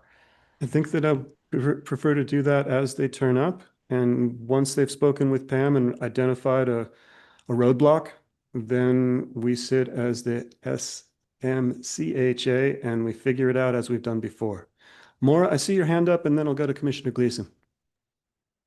Yeah, I was just going to add kind of to what Commissioner Brown was saying. I think it is, if we're trying to come up with a solution to the challenge of reported income for self-employed individuals, I think that question is relevant, particularly for, you know, if someone has an LLC. And I think it can be a problem, not just in the example of someone started a business locally and it grew to be have more income outside of the jurisdiction, but someone could have qualified originally as a, working in town physically, and then decided it was more lucrative to start a business to do work all over the country. And that LLC could be incorporated in San Miguel County, but they could do none of their work here. So I think the suggestion to look at where is the LLC incorporated is, I don't know if that's a great solution, because you can set up your business wherever you want to. That doesn't mean you actually are serving that community. Thanks, Maura. I think you've identified the same problem that we're all wrestling with, and I think we're gonna defer that conversation until after this cycle to try to come up with as clean an answer as we can. I hope that the number of LLCs are not overwhelming, but I also want to figure out some kind of solution for whatever percentage that is as best we can. Lee, I see your hand up, but I feel like, okay, if you're going to do it, microphone it. One question. No, it's not to be, and you're absolutely correct. The amount of people doing LLC is a very nominal amount. Mhm. But are we here trying to take care of our people, or trying to find somebody who's trying to screw the system? We know in today's market, in today's world, people are screwing the system. That will always be there, no matter how many guardrails you put in place. No matter how many rules you put in place, someone's always going to try to find a way. Mhm. If we just go into simple, like you said, the section of, hey, Galena started a business. She lives up in Aldosaro. Her LLC, the money flows through here. She's a photographer. She's shooting in Africa, but then she shoots weddings here. To make the assumption that they're not part of the community and contributing to the community because they're not, quote, working and making hours is wrong. People up here, they donate money, they donate their time, they're part of the school system, etc. So there has to be a bigger view of what we're looking at. Mhm. Because if you're saying your contribution is based on how many hours you work, then you're back to workforce. Mhm. Might as well work at Alpine Bank, might as well work at the county, work 40 hours a week, you do your job, you punch in, you punch out. You done anything else? I don't know. Lee, you've re-identified the problem. And so that's what I'm saying, while these guys, while Maura and Ann have legitimate points, Mhm. you gotta put a guardrail on everything. And that's the problem. And there's not that many people that do it. I agree.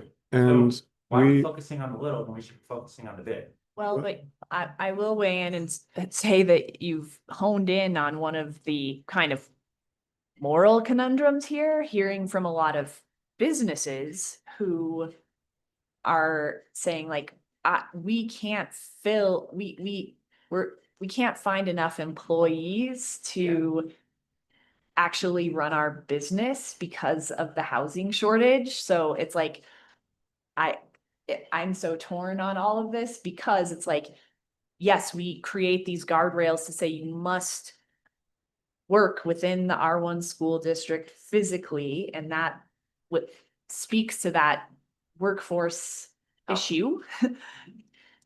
And then also, where do we draw the line with the community? Say like, oh no, you don't qualify because you aren't working physically here, so you therefore are not part of the community, even though your income, you are a normal working person, right? Like it's such a hard 100%, but we should line also to take- draw. We should also take a step back and look. How expensive is our county housing now? What we're talking about is trying to put the proverbial genie back in the bottle. I think the cheapest place in Lawson Hill is 700,000, 600,000. Is anybody in this room can afford that? You guys' salary? Not happening.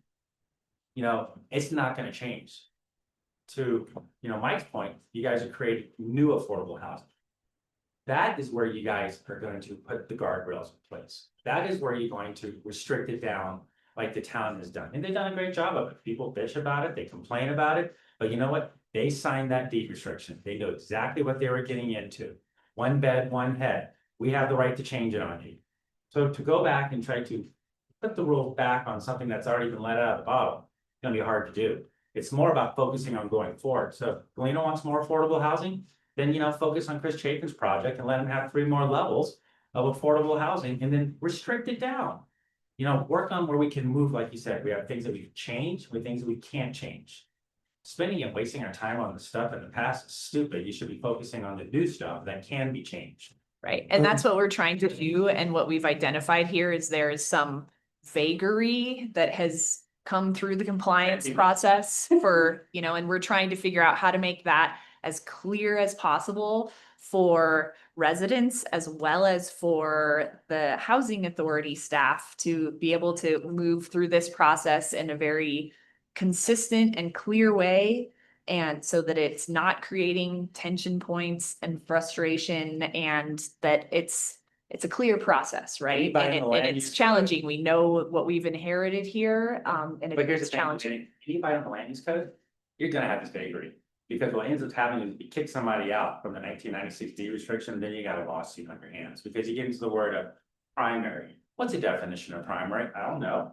It's gonna take your county attorney fighting the other homeowner's attorney and fighting about it, and then it's gonna be another mess. But that's what I'm trying to say. I think that we're speculating on situations that haven't happened, may happen, but hopefully won't happen. I agree. And I hear you when you say that we want to focus on the human side. I think we all agree on that.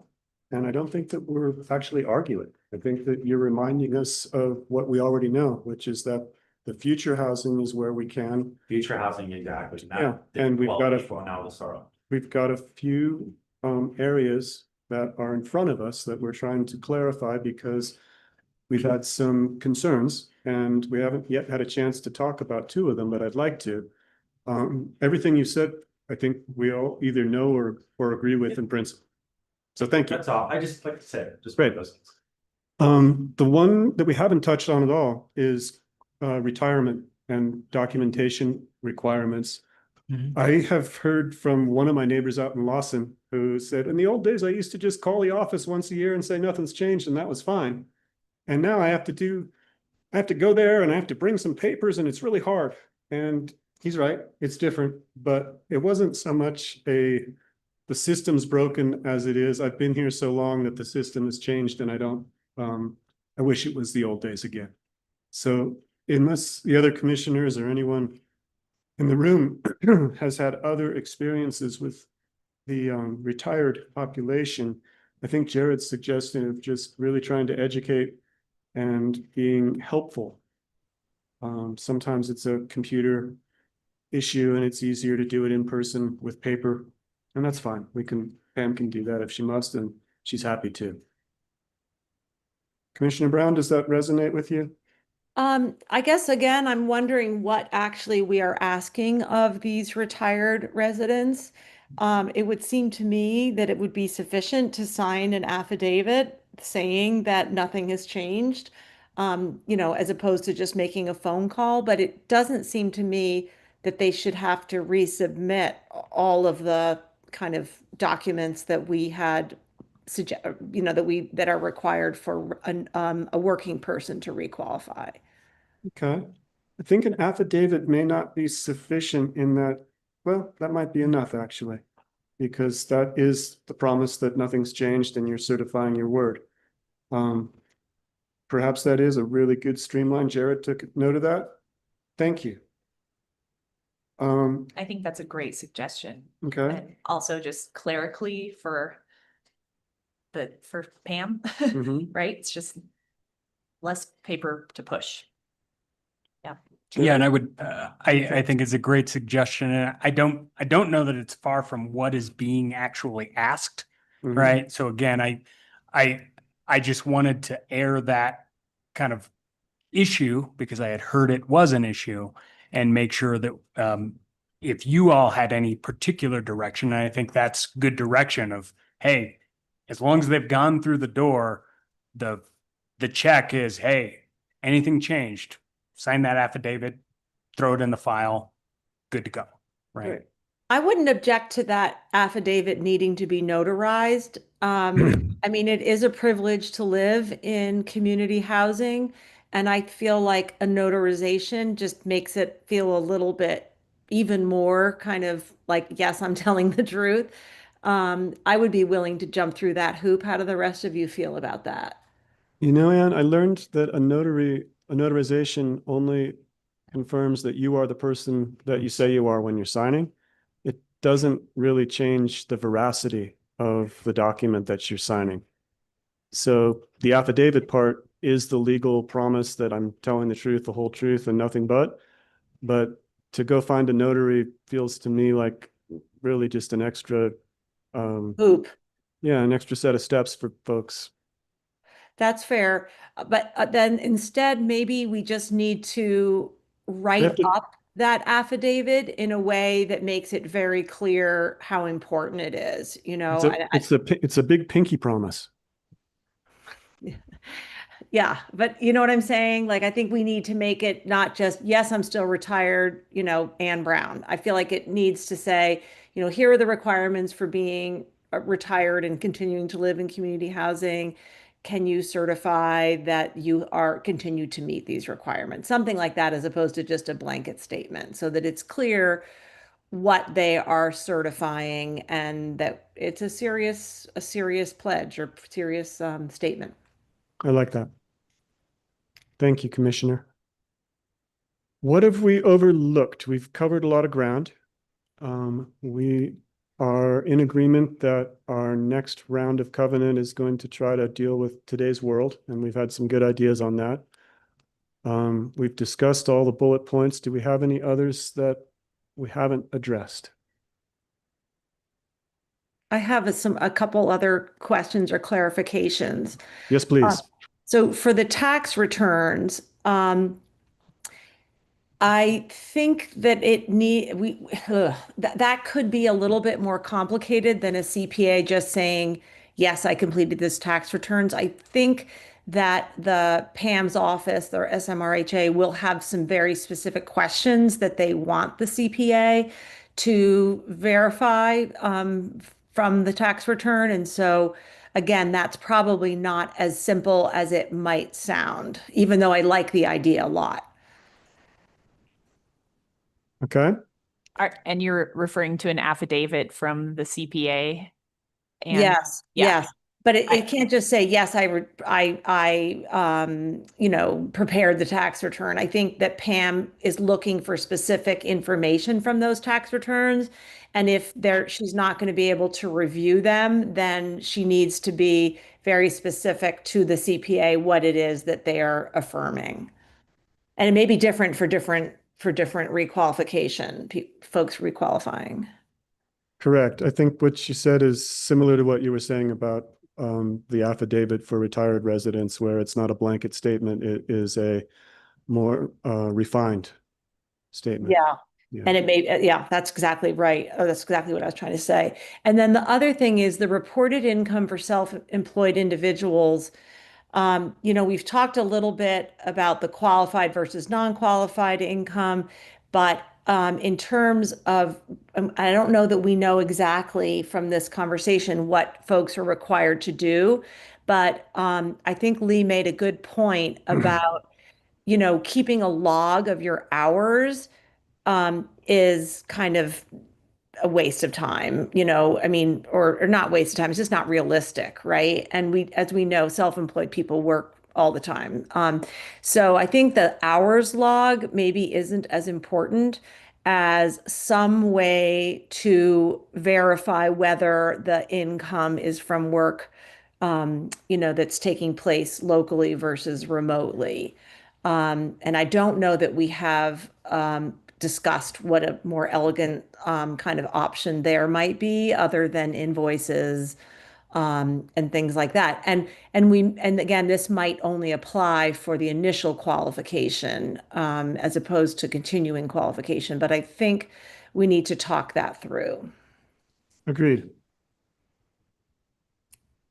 And I'd like to talk about, like, I don't necessarily object to asking people for invoices.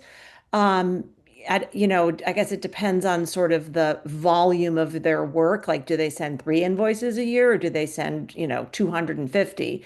But, you know, people who, again, have the privilege of living in community housing, if they know going into it that they are going to be required to run their business above board so that they can requalify, like, they can run their business above board, you know, they can send out invoices. And I don't know, do you think that's being too strict? I mean, I'm just thinking about the different types of businesses and what might be efficient, like Mhm. showing permits within the district or showing a business license operating within like a municipality rather than individual invoices per se, right? Like that, those are qualifying documents that show that you're actually doing business in the district that we're talking about. And there may be certain businesses where that doesn't apply, so invoices would be the way to show that you're actually conducting business here. And that I feel like it might be a case by case basis, depending on the nature of the business. But for the initial qualification for someone whose business may grow outside the county, I just having the business license here doesn't help us assess qualified versus non-qualified income. True. Well, knowing that we aren't going to be able to write this new language in a way that we're comfortable with before October, I think that maybe the question for Pam is how many folks does she encounter this cycle that are falling into this sticky wicket? And based on that, and who are they? And when we get that information, we can sit down with Pam and hear kind of individual stories, maybe try to make some categories and see if we can come up with language that fits most situations. Until then, I don't think we're going to get very far. So, but yeah, it is, okay. My concern is that we need to tell folks what their requalification requirements are. And so don't we need to go into this with some kind of a policy for self-employed individuals? Or do we leave it to Pam to kind of look at each business? And I think we're all in agreement that there probably aren't going to be a lot of them, but to look at each business and work with the business owner to figure out the best way to validate qualified versus non-qualified income.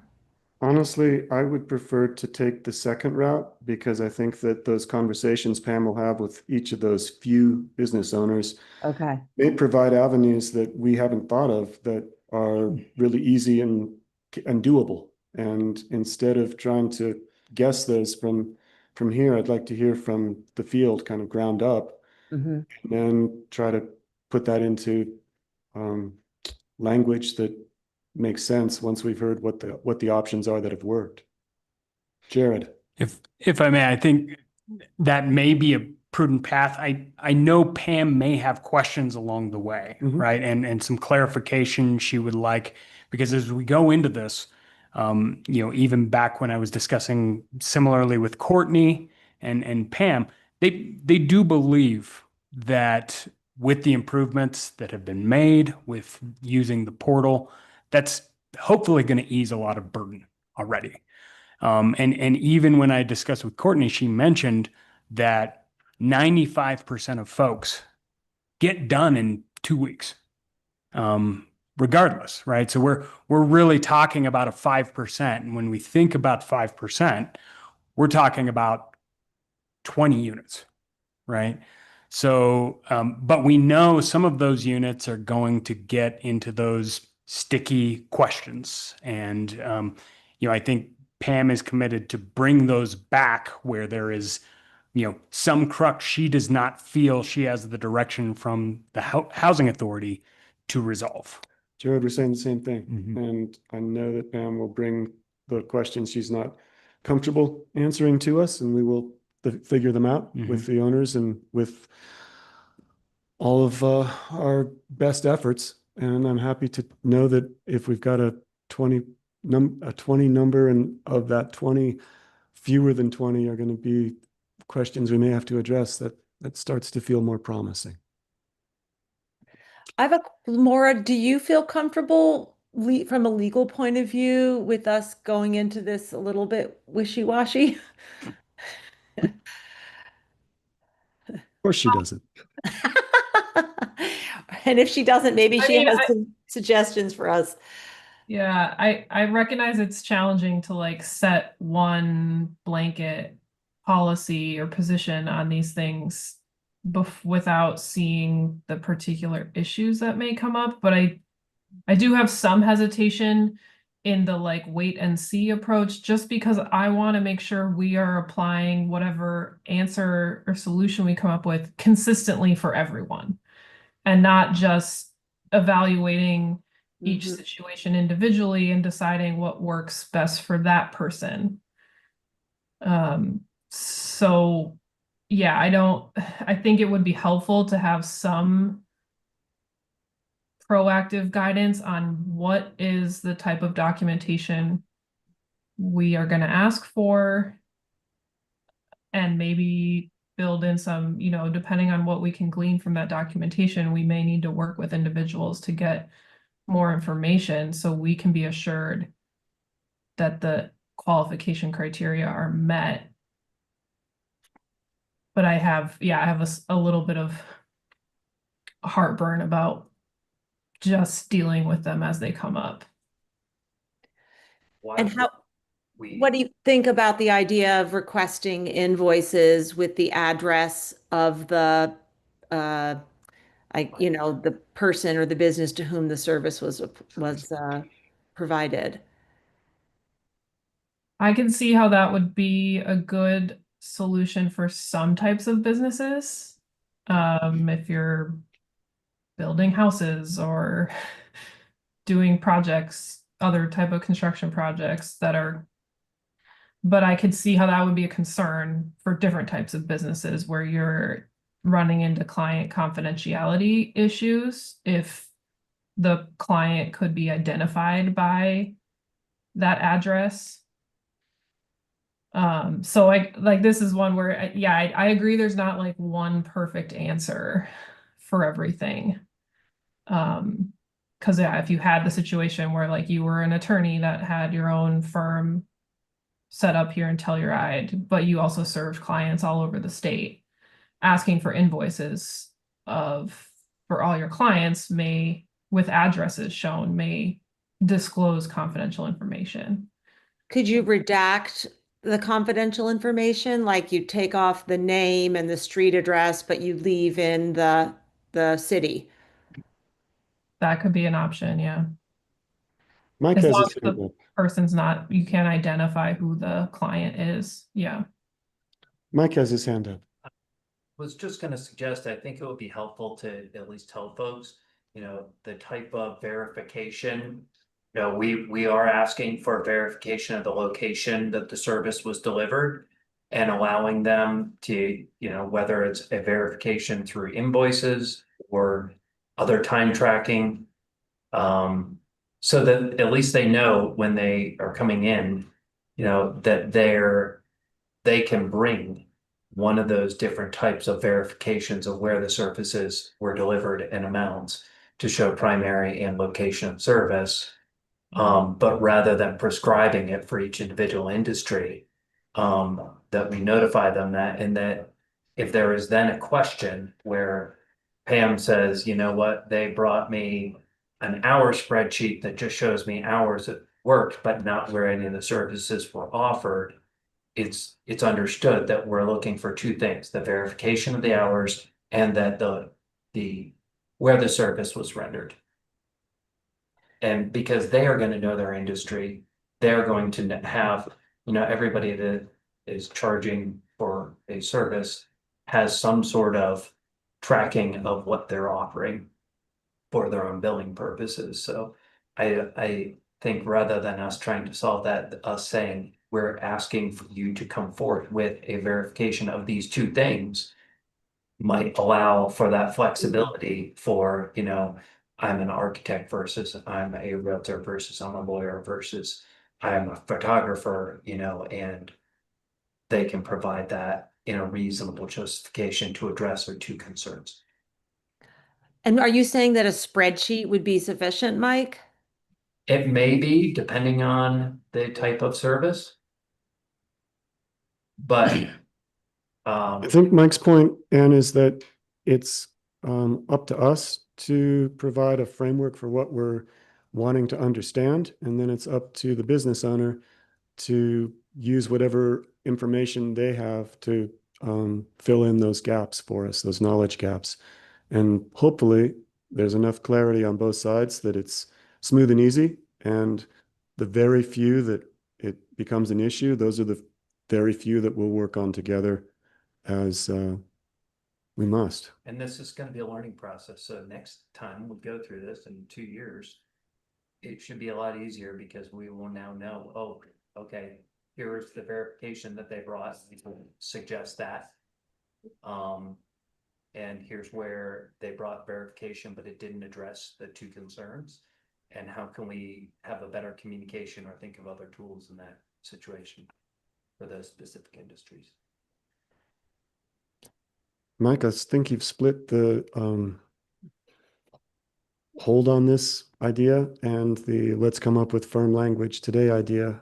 And I like where you ended up. Commissioner Brown, I see your head nodding. Is that agreement? Yeah, I do. I like that. Yes, I do like that. And then maybe also include in that sort of portion of our request that they should, if confidentiality is an issue, they can redact identifying information. And if there's any glaring issues based on this direction that Pam identifies, I think we're all open to hearing that, because she's on the front lines having to administer all of this. And so. And the other reality is yeah. that we're one of numerous jurisdictions that administer deed restriction compliance, so we can go out to our neighbors and ask how they're addressing those once we know what those finer point issues are after this cycle. Have another discussion about how we might be more clear. All right. I think we have a path forward. Any final thoughts? If not, let's enact the suggestions that have come up today. And let's agree that when we do take on rewriting a covenant, that we advertise broadly, try to get everybody in the room that could be affected and that has ideas, and really try to craft something that works for today and for the future as far as we can. Do we have a sense of the timing of when the BOCC might start to discuss a new covenant? I'm going to say that's after the compliance cycle is over, when we have the data that we are hoping to get regarding friction points. So let's say beginning of the new year, late in this year. Maura, does that sound, and Jared, I think you guys are both working on that. Does that the timing we're anticipating? I think broadly that works for us. We're initiating some of that discussion now, and I think this compliance or continuing qualification cycle will inform a lot of that as well. So I see that being a good process, but I defer to Maura if she has other thoughts as well. Yeah, I mean, we certainly have ideas now as of what could or should be changed in the covenant. But I would expect more things would come up as we go through this qualification cycle. Is there language that is hard to interpret or doesn't make sense that we want to fix in a new covenant, so we don't have these issues going forward for new properties. But certainly I think we could have like a brainstorming conversation with the board before it's to the point of like, here's the covenant we think you should adopt. I would like that. Since are changing the housing code, I anticipate a flood of development applications. And so I'd like to have I'm kidding. I shouldn't be sarcastic in a meeting. But anyway, I want to be teed up and ready with the latest and greatest as soon as we can. So if there's anything we can do as a board to inform, the development of the new covenant, recognizing that we do want to wait to finalize it till after compliance, I'd love to get that going. Thanks, Sam. And I think if I may, commissioners, just to put the end on this presentation, I had put together some perspective timing Well, let's look at that slide. that we will expect. So long and short is that we are looking to kind of start the qualification process probably the week of October 5th. So we would be getting information out to owners through the portal and otherwise through mid-September, just kind of to get prepared, get your documents ready, those kind of things. Log in, read your deed restriction, so on and so forth. That way everybody's ready. We open in October, and to the point that I mentioned earlier, we believe a bulk of them can be completed by the end of October. And then we'll have kind of those lingering odds and ends and sticky questions that may exist late October into November. So.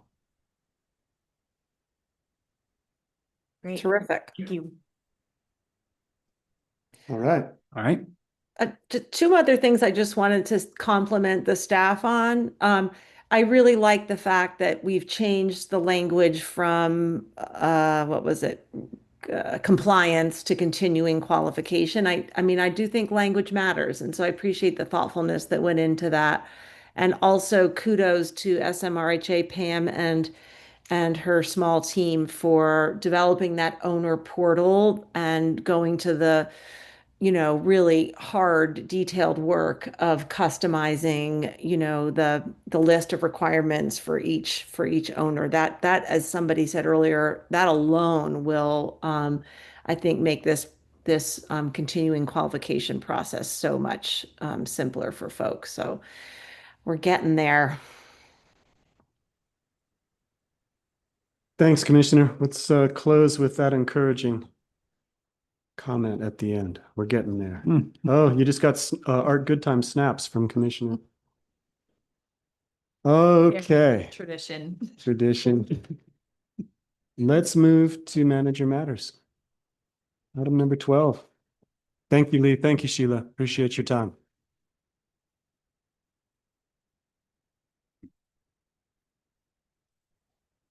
Can I request a bio break?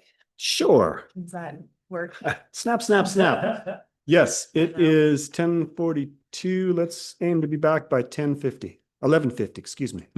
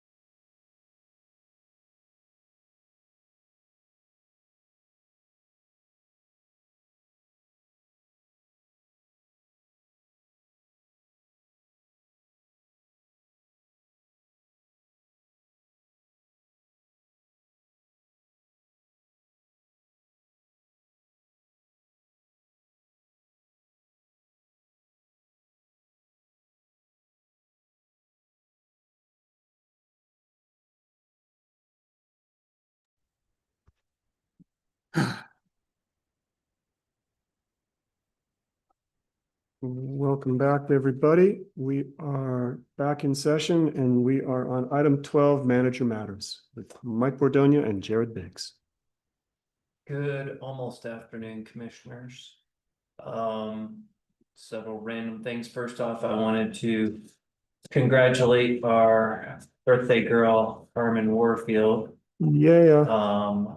for implementing the new dock access module through Civic Plus, which is going to be a great aid in ensuring our continued accessibility of our documents and also for taking on that accessibility coordinator duties is a part of her regular role and for her great attitude overall.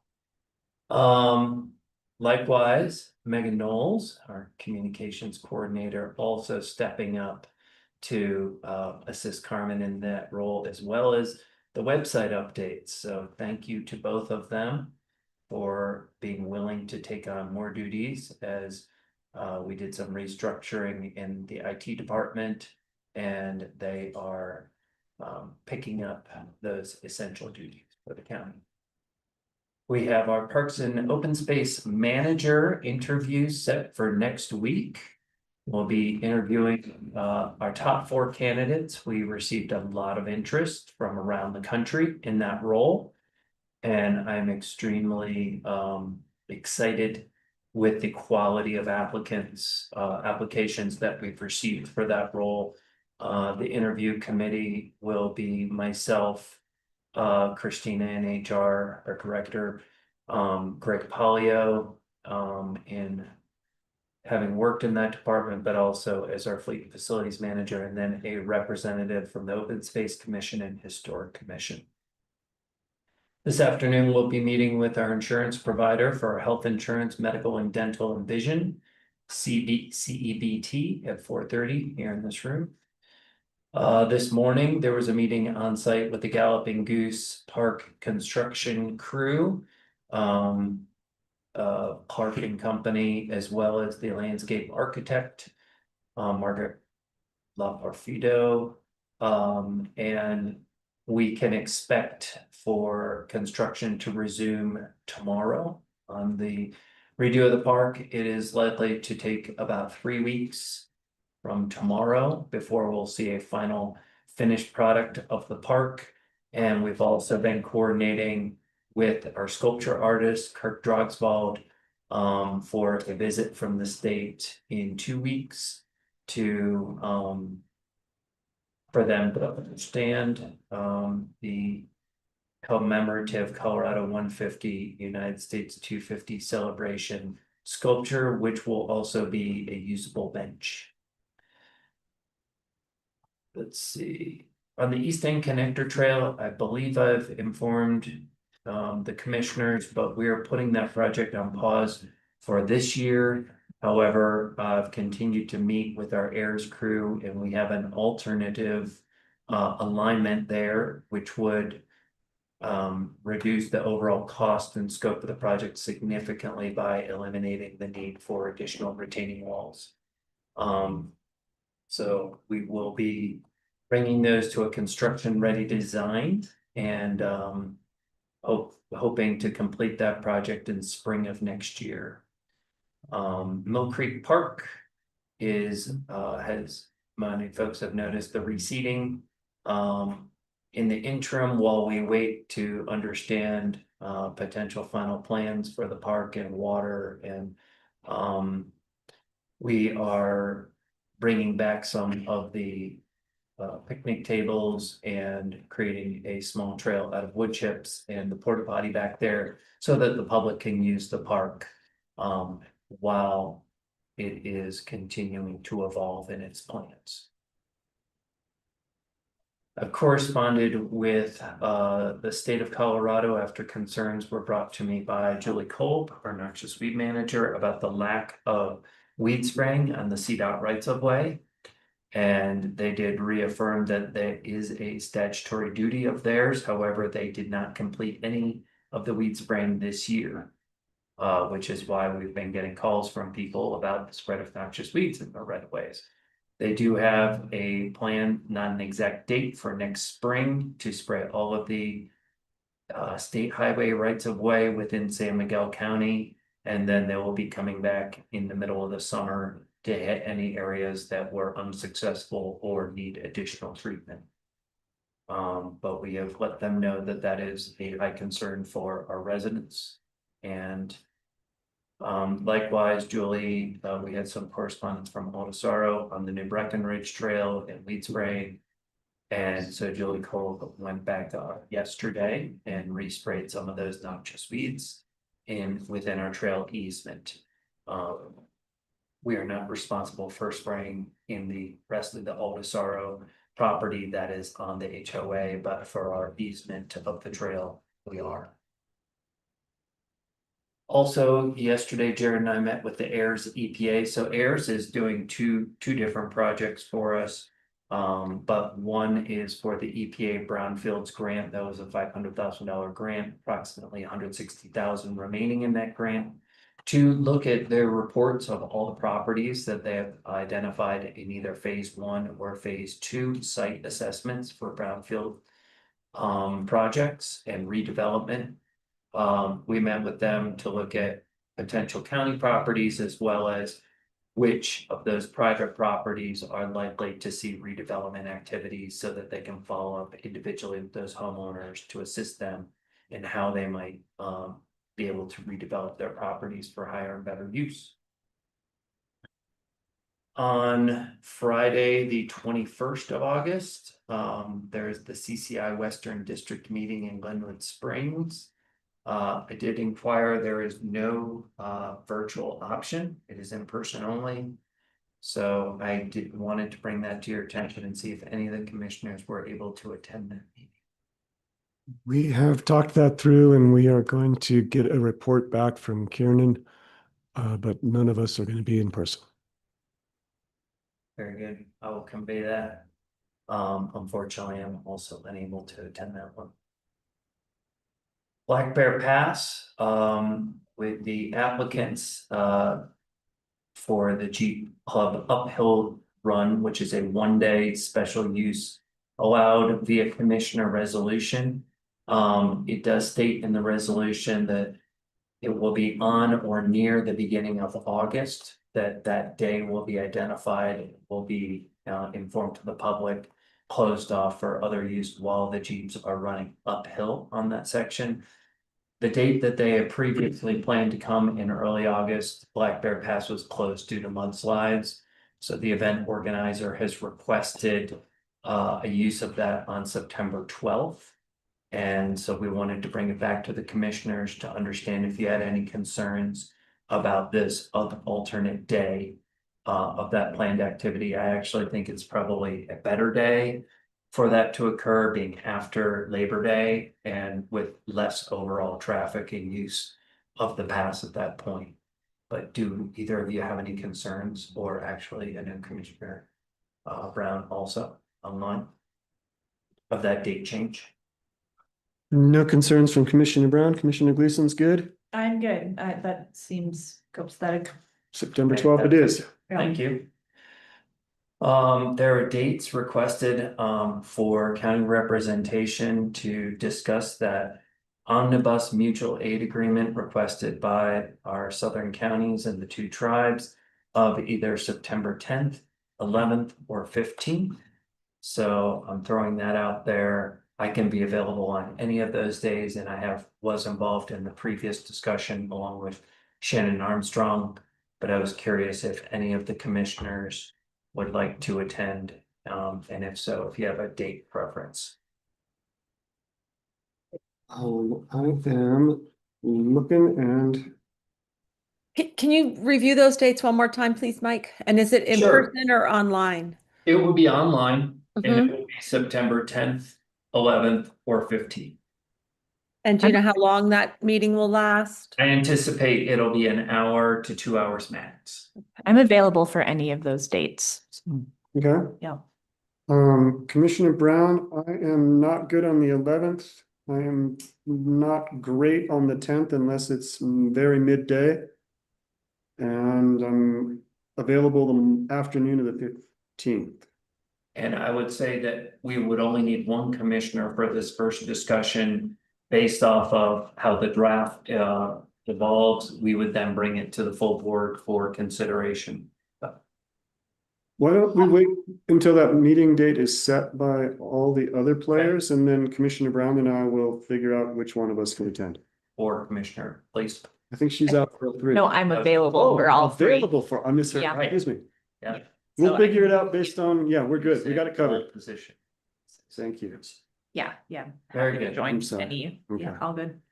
Yesterday, Jared and I met with Paul Major of Rural Homes to discuss the request that have been received from a property owner in Pinion Park with an 80 AMI unit to be able to sell to up to an applicant to qualify potentially an applicant who may earn up to 120 AMI. I'll confirm that that is the case when we got into further discussion about how folks who may own a current 120 AMI restricted unit, would they be allowed to go higher? He did express concerns about that and urged us to have a direct conversation with the state who had given those grant funds and place those AMI requirements on the project.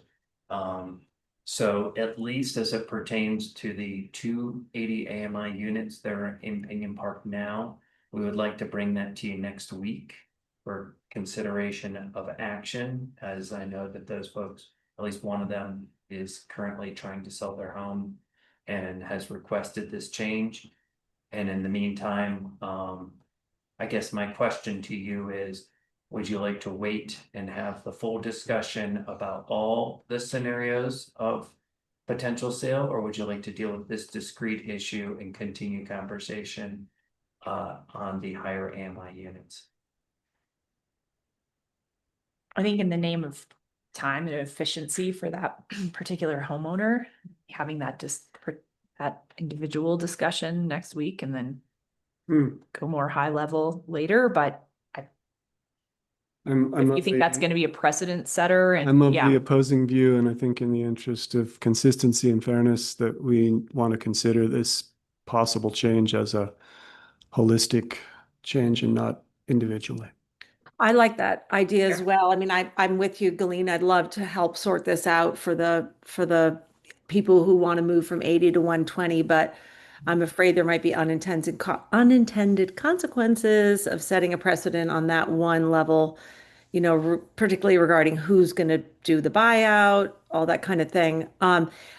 I would also like to suggest that when we have that conversation, when it is agendized, that we give sufficient notice to all Pinion Park owners so that they can participate in the conversation if they are available. Okay, so that would mean Jared and I starting with the conversation with the state. And based off the feedback, agendizing that for a meeting likely in early September with the commissioners and then publicizing that. Does that work for the board? It feels right. yes. Okay, Thank you. thank you. On August 6th, I was able to join the enterprise pipeline meeting with the commissioners, and I will not share more about that. Was from the pipeline operator themselves, talking about the nature of the spill that occurred in La Plata County on tribal land, how it came to be discovered, calculations that they have versus the tribe's calculations of the potential spill amounts, and how they fixed it in that case and what they're doing ongoing. And then last week on the 13th, we met with PHMSA, the federal regulating agency for pipelines. And they talked, that one was not an interactive conversation. They spoke about 13 or 14 pre-prepared questions that had been received, and they had prepared answers to those questions. That conversation was by Commissioner Matt Salka of La Plata County. They have entertained an ongoing dialogue with the counties, but they have denied public sharing of their reports So Okay, thank you, because I had posed that question, but I had to hop off early. Yeah. Thanks for asking that. Yeah. Yeah. they did refer us to on the PHMSA website that there is some publicly available data, but regarding all the pipelines that they oversee.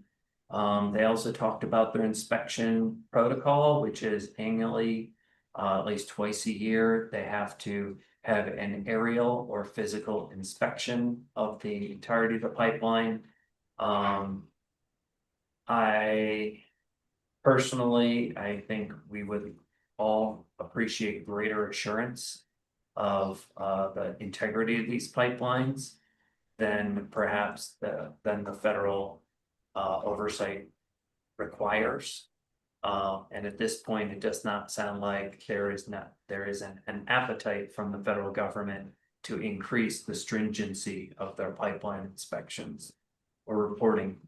So I left a bit deflated from those conversations, although I was happy on the August 6th meeting to hear directly from Enterprise and have them, I felt like they were the most open and honest of, I shouldn't say honest, but the most open in sharing information about how the spill occurred and their increased diligence in inspecting their own pipeline. And now at least we have contacts should something like that happen. And just as a reminder, the Enterprise pipeline does go through a small corner of San Miguel County, approximately 2 miles of the pipeline is within our county boundary up near Egner. Mike, is there a permit that we are able to issue for a pipeline going through our county? And if so, does that give us some ability to require inspections or any other kind of mitigation? That was a question, and I apologize offhand, I don't, I'll have to look through my notes and get back to you on that. As far as, I don't believe we have the ability to regulate interstate pipelines, however, when a new pipeline is constructed, certainly it does fall under our 1041 regulations. The bigger concern is for older pipelines that may be existing, especially those that might have gone through an abandonment process where they're allowed to remain. And then there can be, they can remain in place, and even though they are deactivated, there could be some seepage. Granted, it would be highly unlikely for a significant spill from an abandoned unused pipeline. But to answer your question, new ones are likely that we could regulate those under our 1041, but not necessarily for our existing ones. The Enterprise one, for example, was developed in the early 1980s. Wow. Even before we had our 1041 regulations in place. Thank you. Sure. Upcoming meetings, next Monday, we'll be meeting again with the Telluride Foundation, or I will be on with Commissioner Brown to talk about the idea of their ideas of working with the business communities on the East End to potentially form a Chamber of Commerce with the intention of, if one were to be started, that it will be run by the members. But trying to unify and have a greater communication between the businesses as and the local governments, and to understand those business challenges and offer them more support. That's an initiative being led by the Telluride Foundation. At our regular commission, or not regular, at our work session next week with the commission, we have a few agenda items on. We'll be talking to interviewees about the Telluride Regional Airport Authority Board. We'll be having a discussion of budget ramifications with Linnea and Alex in Human Services related to CCAP funding. We were the highest per capita use of CCAP funding in the state of Colorado last year. So we'll definitely want to keep our eyes on that ball, as we know that it could be a large unexpected budgetary need this year and moving forward. And then Megan Knowles will be providing an update on her communications plan that she developed last year. On the 27th in the afternoon will be the county picnic, so offices will be closed starting at 12:30. 12:30 to 4, there will be a county picnic at Down Valley Park. And the GMUG released their notice that Ophir Pass will be closed starting on August 24th through September 11th during the weekdays for the new Dominion Mine cleanup project. And that has been communicated to our tour operators. And they are working with the Forest Service to try and allow tours as they can be allowed to get through that area so that it is as little impact as possible on their operations as they head into Labor Day weekend. Do you have any questions for me?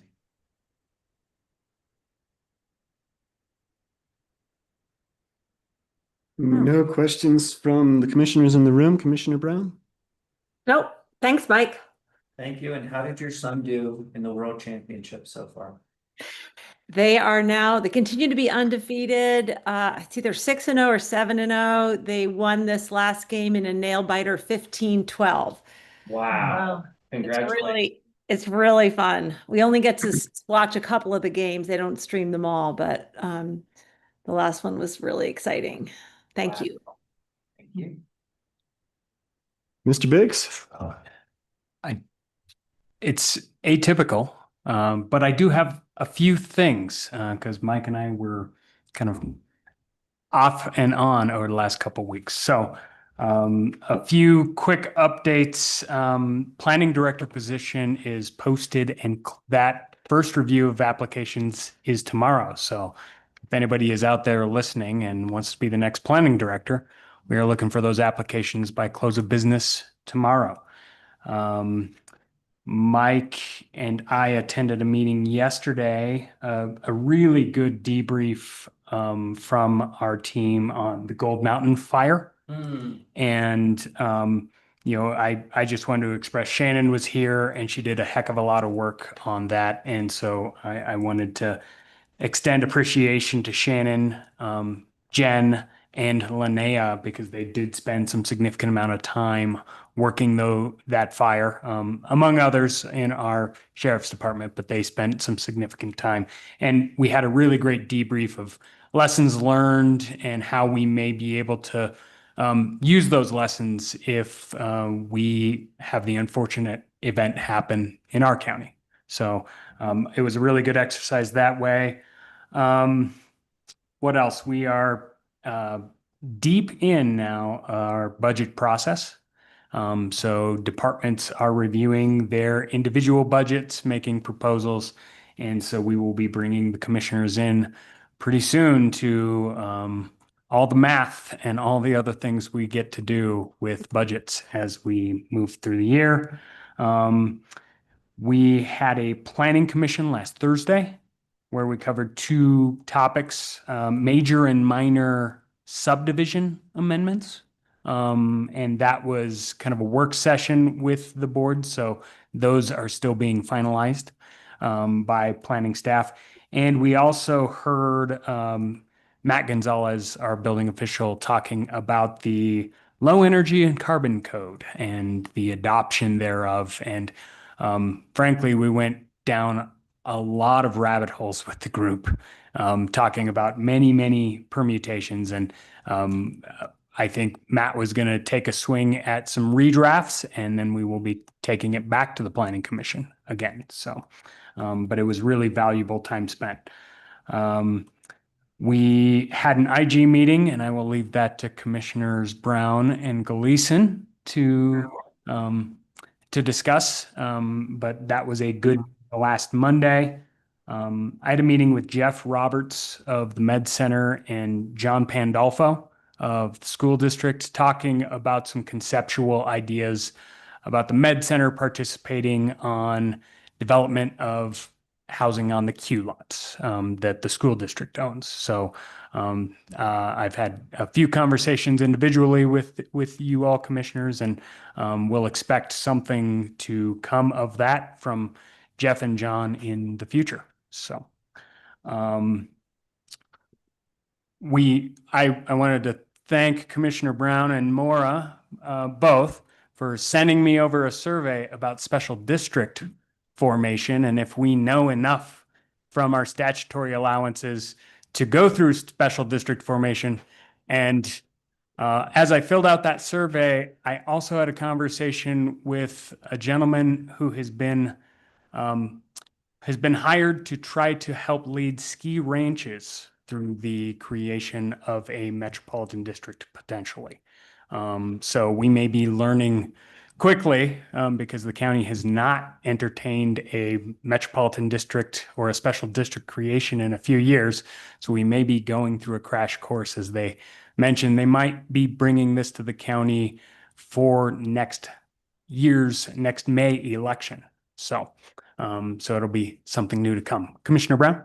What does that entail? Like, what would be their purpose in setting that up? Does that mean they would become a town, or?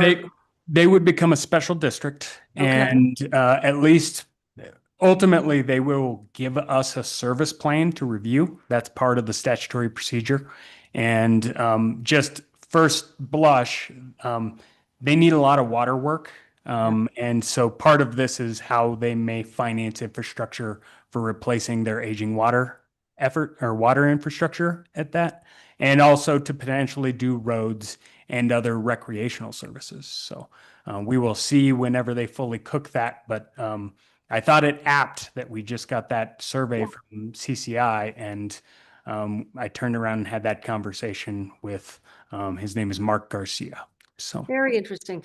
So we don't have any other metropolitan districts of that nature in the county, do we? We have one, and that's Wilson Mesa Metropolitan District.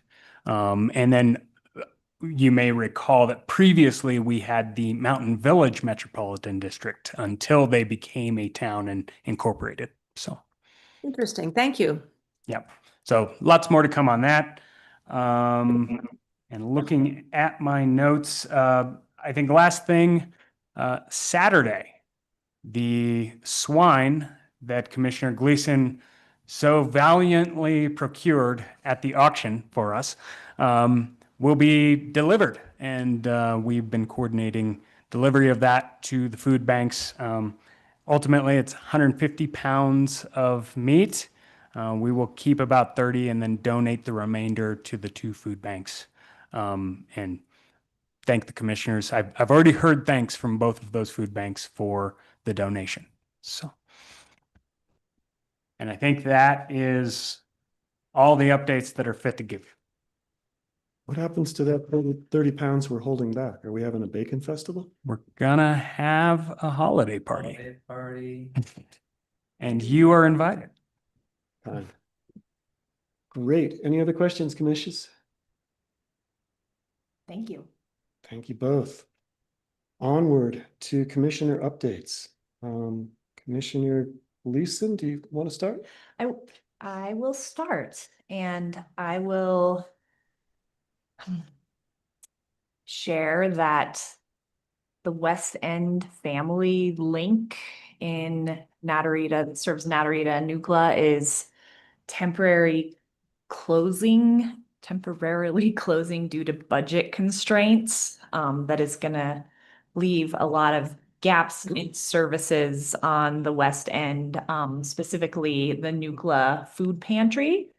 So I'll be attending a regional food security meeting tomorrow with staff members from the Norwood Food Pantry as well as the Telluride Food Bank to explore how to support the region with this gap in service. I also did have a conversation with Montrose County Commissioner Copeland 2 days ago, just preemptively talking through the concerns around this and how it's going to impact the whole region. So I'll keep you all posted as that evolves, but Galina, yes. Thank you. I have a question about that. The notice came out to all of us and I am really was on my mind that you would probably pick this up. So thank you very much, given your work with the Fresh Foundation and so forth. It mentioned in that note that there would be a meeting with the Montrose County Commissioners, and I'm assuming that was to see if they could provide some bridge funding. And has that meeting taken place, or do you know when it is? Yeah, so that's that meeting took place on Monday and they did not have a definitive answer, and so they are prolonging that decision to a work session next week. Wow. And Yeah. has Food Bank of the Rockies been pulled in? They were so helpful when the Norwood Food Pantry was in transition. Yes, and I also spoke with April Montgomery, who will also be on the meeting tomorrow. But worst case scenario, which is not ideal because the Nuclear Food Pantry was open 5 or 6 days a week in some cases, most weeks. But Food Bank of the Rockies will step in and have a mobile food pantry on site. I believe it would be in the town of Natarita every other week. So at least that will serve some of the need, but going from 5 or 6 days a week to one service distribution every other week is really different for the community.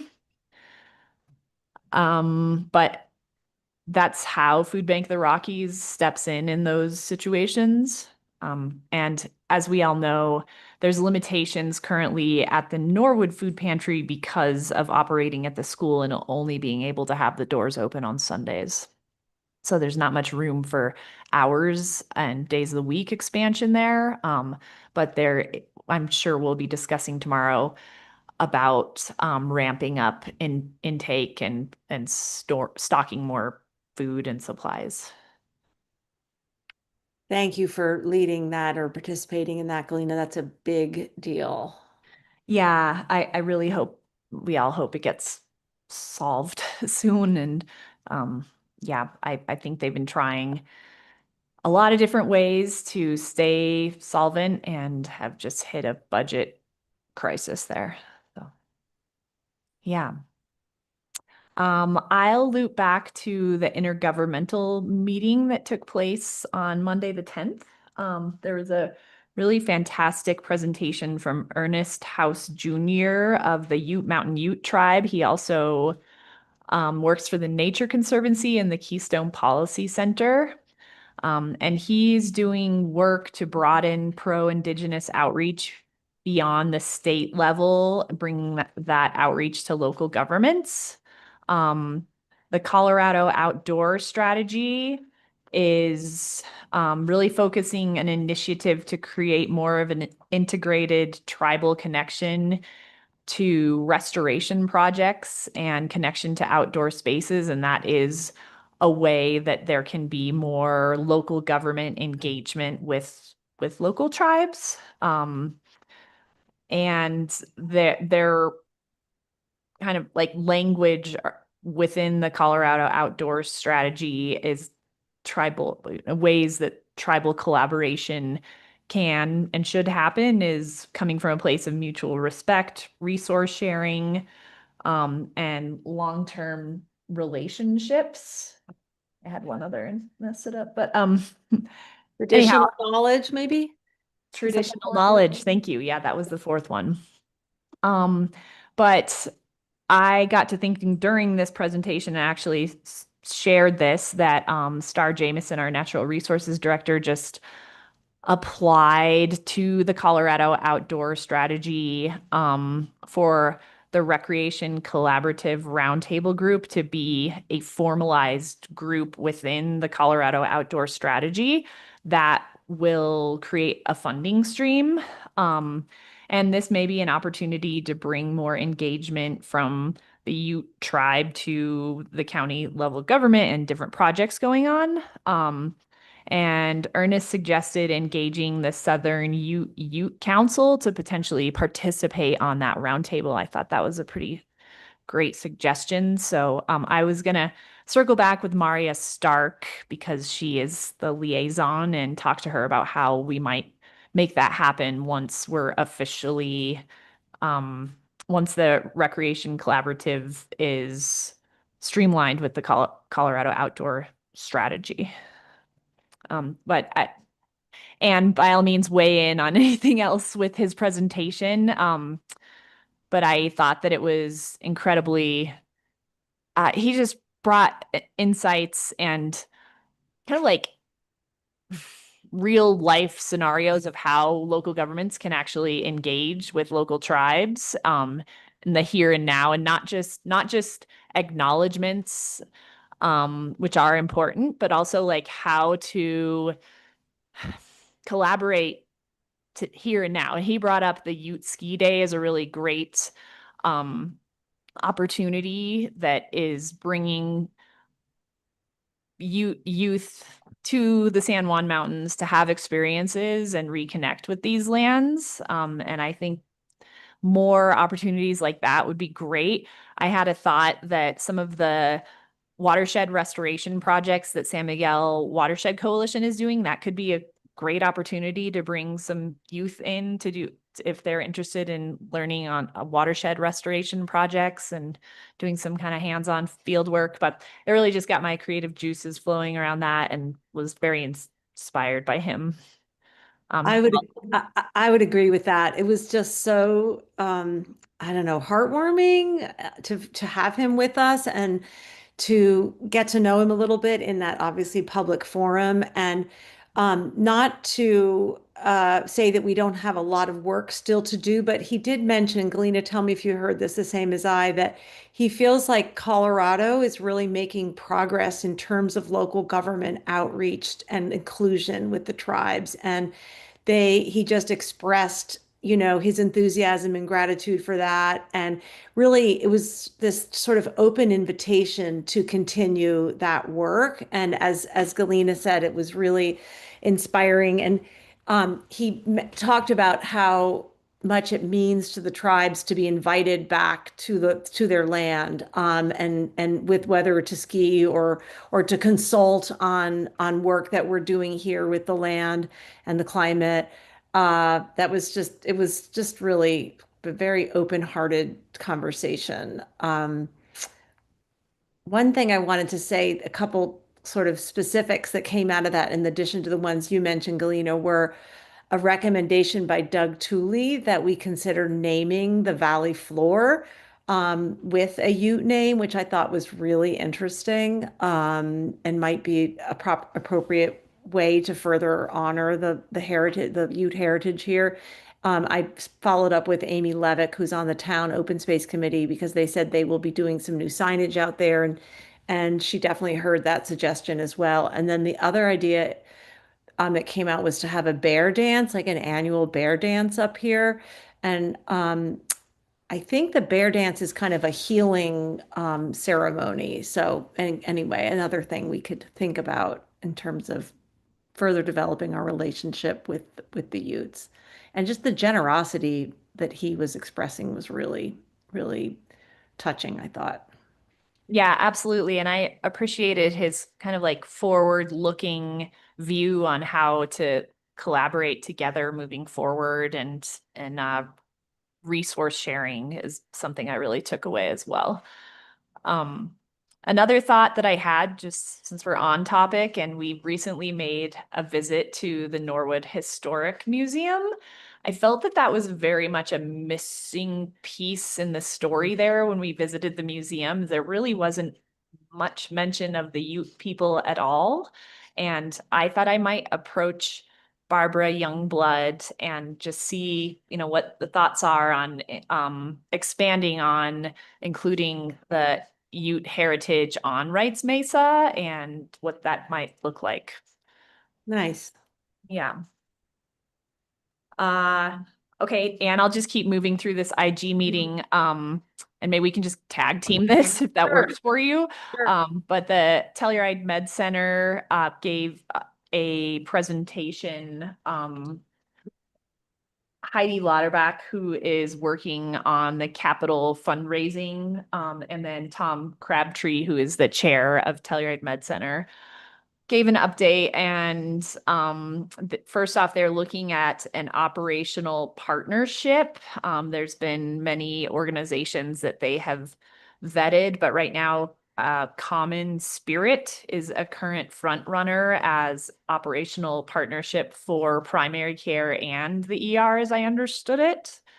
And there's a lot of that kind of conglomeratization and that's happening with a lot of rural healthcare. And so that is one strategy they're looking at moving forward, being able to fund the med center move in the future. Newmont has offered an extension to the lease for the in-town med center location, which is that's evolved from when we approved the society turn development. We were under the impression that lease would sunset in 2030. So with that evolution of planning, they are now looking at potentially building a freestanding emergency room at Society Turn and then refurbishing the town location for primary care. Thomas talked about the potentiality of there being some other services built into the med center at Society Turn, potentially behavioral health center, and or some other services like orthopedics. They're exploring other options as well. And then there was a question posed around the housing requirements within the MOU for Society Turn. And that's when the potential partnership with the R1 school district and building on the Q lots, which Jared had alluded to having some further conversations on that after this meeting.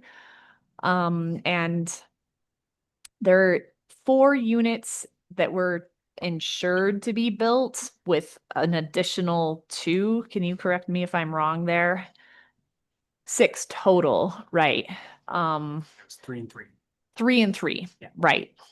So there were some questions around what this would look like and what plans are in place if indeed 3 of those units does land in collaboration with the R1 school district. So more to explore there.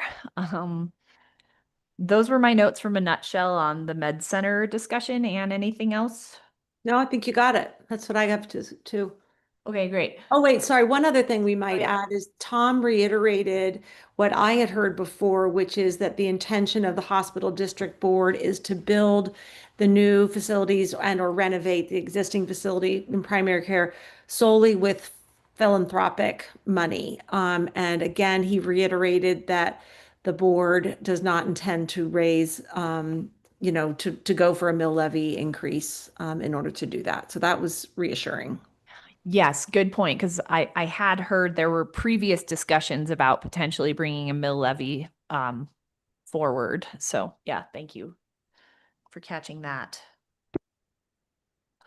All right, switching gears, Chambers Squire from Mountain Munchkins and Michelle Bolson from Town of Mountain Village gave an update on regional infant care and the need for more capacity for infant care throughout the county. Mountain Munchkins' current capacity is 15 infants, and they currently have 26 infants on the wait list. The only other location in the county that is offering infant care is Primetime in Norwood. They were down to very low capacity at Primetime, but as Chambers shared with us that Primetime is now offering 6 infant slots again. Is that happening right now or is that future? As I understood, it's happening right now. Awesome. Yeah. The Town of Mountain Village is currently contributing $650,000 subsidy a year to help sustain Mountain Munchkins. But based on the need and the ongoing need for infant care, Mountain Munchkins would like to expand on their infant services, and they want to expand the actual physical facility and then be able to offer more slots. And so this was kind of an informal ask to all local governments to consider contributing to the cause. They're having conversations currently with TMVOA to help contribute to the capital expenditure of the facility expansion. But then they'll be looking at ongoing costs for having more staff and supporting more infant slots. We brought up the early childhood mill levy and what the county currently brings in for Bright Futures and Strong Start. But based on this conversation, I'm going to address this ask at the upcoming Early Childhood Advisory Panel meeting September 9th to explore funding options and talk about what's in reserves through ECAP and kind of see where the ECAP board is landing with that ask as well. Galena, was it your impression that they were asking for ongoing subsidy of these new infant spots, or that they were asking for capital contributions? I mean, my impression was both. Right? And I think it depends on what TMVOA is able to commit to, and if they're able to commit to sustaining the program ongoing, but my notes reflected is that TMVOA would be potentially open for contributing to as a one-time capital expenditure donation. I think $1 million is what I heard. But there was concerns around sustaining the program. Okay, I had a follow-up email from Chambers. I think you were on that as well, Galena. Yes. And Mike provided me with some additional information that I might share with them regarding the investments that we're making annually in childcare, in addition to the ECAP 1.2 something million dollars. I think I felt like there was a little pushback at that meeting, both from me and also from the town of Telluride for this request, which was very general. It wasn't specific, given that we are all working, in different ways to support childcare. So I think it's just something we'll need. I was going to ask them if she had a specific ask, and then that would be something the three of us could discuss. Does that make sense? Yes. And also share with her the other data that Mike gave me. So I will just share that information and that question, and I'll BCC you both on that so you are up to speed. Unless, Galena, would you prefer to respond to Chambers? Go if you would, and go ahead and respond to her in that way. I already responded to her, just clarifying the funding that's coming from ECAP to Meadow Munchkins. I think she was under the impression there might be another funding opportunity, and I clarified that unfortunately there's not from the county. That's it. But yeah, if you want to respond to her, that would be great. Okay, I will, and I'll copy both of you or BCC you two commissioners, and then we'll see if they come up with a specific proposal that we can consider during the budget process. Okay, great.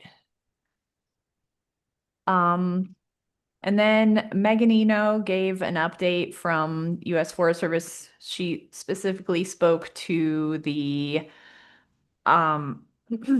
Telski proposal that public comment has come to a close there, and there was no objections to their long-term plan.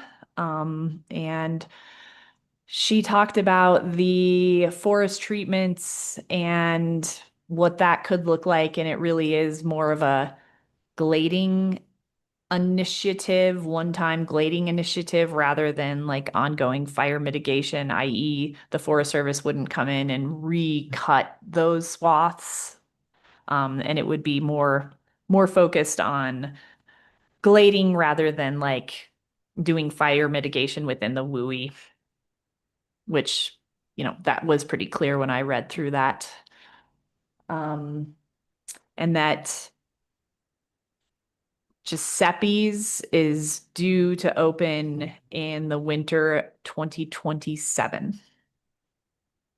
Yep, and that the ski company has not submitted plans for any additional capital improvements in 2027. Yep. The completion of Giuseppe's, which was actually part of another environmental assessment. But that was good news, I thought. Yeah, yes, there's some movement there. And they finally submitted all the information and everything that the county building department needed for OWTS. That was the missing piece, and that was allocated this last May, I believe. So I don't have any other notes for Meganino. No, me neither. The only other thing, Galena, maybe you were going to circle back to this. The first item on the agenda was a review of kind of major projects. And I thought that was really helpful. It was really a roundtable update from the various jurisdictions on projects that are, on the books or in the works. And the intention was that I think Mountain Village actually extended an invitation to the IG meeting to all of the surrounding jurisdictions so they could listen into that if they wanted to. And I don't know if anybody did. There weren't any surprises in there that are coming to mind for me, Galena. Was there any kind of new news for you there? No, it was all info that I had been privy to. But yeah, that roundtable discussion was a request that that I made based on that regional collaboration discussion. And that is, we talked about maybe there being a working group, and in the name of efficiency, we kind of landed on that as being a solution to reach out to all of our regional government neighbors, letting them, inviting them to every IG meeting, and this being a standing agenda item at the beginning of every IG meeting where I'll just go around the table, everybody gives updates on large projects, and there is opportunity for our neighboring governments to weigh in, ask questions, and then just, hear from the horse's mouth what's going on. I do know that I got feedback from Commissioner Nauer from Ouray County. She was tuned in and was very appreciative of that format. And I started contact list and circulated that to the town of Mountain Village and town of Telluride so that they have all of those contacts and can do outreach at any time as well. That's great. Is that a Google Doc, Galena, so we can all kind of help keep that up to date? Absolutely. I'll share it with all of you. I've kind of just polished it and then sent it out for that IG meeting, but I'll share it with everyone. Thank you so much for pulling that together. Yeah, I think it's a great way to kind of open the door and avoid what has happened in the past with some large projects being out of mind for a lot of us. So. Galena, when that list is finished, it might be wise to share it with the town of Ophir. And, yes. And the town of Norwood as well. Yeah. Yeah. Thanks. And it is a working doc. It's a Google Sheets, right? So anyone can add on to it at any time, update information, so on and so forth. Great. Thanks, Anne. I had forgotten about that. That was your big one. That was your baby. Yeah, born now. Now it's everybody's baby. Okay, I kind of have a long list. We haven't had updates in a while, but I attended the Enterprise Zone info session hosted by Telluride Foundation on Tuesday at the library here. And as we all know, the east end of San Miguel County was designated as an enterprise zone on July 16th. This designation stands for 10 years from that date. Well, it technically sunsets December 2035, and it might be re-upped at that point, depending on the economic landscape at point in 2035. One of the biggest takeaways is truly, and this is, I've actually decided to write my commissioner's corner on this just to share information, because I did take away a lot of great information, and I attended because I felt like I wasn't well informed around the enterprise zone and didn't really understand the ins and outs of it. So I wanted to attend and get up to speed. But what I am going to recommend to all local businesses is to get pre-certified through Region 10. And that will give businesses the opportunity to apply for any of the given tax credit options. But that is a prerequisite to get pre-certified before the end of the tax year. The tax credit options, not to get too deep into it, but they would be for purchase of equipment, hiring and retaining employees, training and innovation kind of beyond the basic job training that is customary, but like kind of above and beyond training, and revitalizing places. There's a pretty neat incentive for vacant commercial building rehabilitation, where 25% of the qualified rehabilitation expenditures for qualifying commercial buildings can be reflected in a tax credit. So pretty like robust benefit there. And then on the west end of the county, which has been a enhanced rural enterprise zone for quite some time, there are some additional incentives for local businesses beyond what exists for the new enterprise zone on the east end. And then contribution projects, which apply to nonprofits or local governments. Any of these projects, the scope needs to improve economic development in the region and help bring private dollars into targeted economic work. And these must be public-private partnerships. And the project scopes can address any of the following: economic development organization, workforce development or job training, visitor events or attractions, infrastructure, workforce housing, community facilities, transportation, healthcare, or business assistance. So a pretty broad range there. And these projects need to be completed within 5 years. And the real incentive here is for donors, right? So any donors contributing money or in-kind donations to local governments in some rare cases or nonprofits. Donors would receive 25% of their donation in tax credits up to a $400,000 donation. So basically, if they donated up to $400,000, they could get $100,000 in tax credits for that donation. And then in-kind donations qualify for a 12.5% tax credit for the value of the in-kind donation. There are admin fees that are applied to all of this. 1% of each contribution plus $1 per approved contribution. But yeah, I think it's a real opportunity for local businesses and nonprofits specifically to receive some tax credits and entertain expanding on businesses and services. And Courtney Tribble, who was there on behalf of Region 10, gave a great presentation. She was super approachable and informative and just real. Like, I just appreciated the way she engaged with the crowd. She is there to help. And I think if a Chamber of Commerce is indeed established, I think it will be important to engage with Region 10 right away to figure out some potential incentives through a chamber. Do you, yeah. what do you mean by that? Sorry, incentives through a chamber?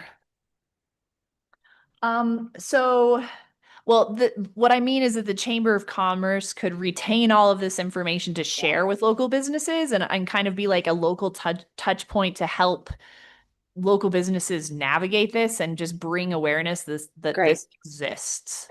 That makes a lot of sense. Do you think yeah. there would be any, I've just requested someone if there was a Zoom recording of the meeting, maybe I could listen in because I missed it, but I'm just wondering if there'd be any potential funding for a chamber through that enterprise zone. Maybe I should speak to Courtney about that.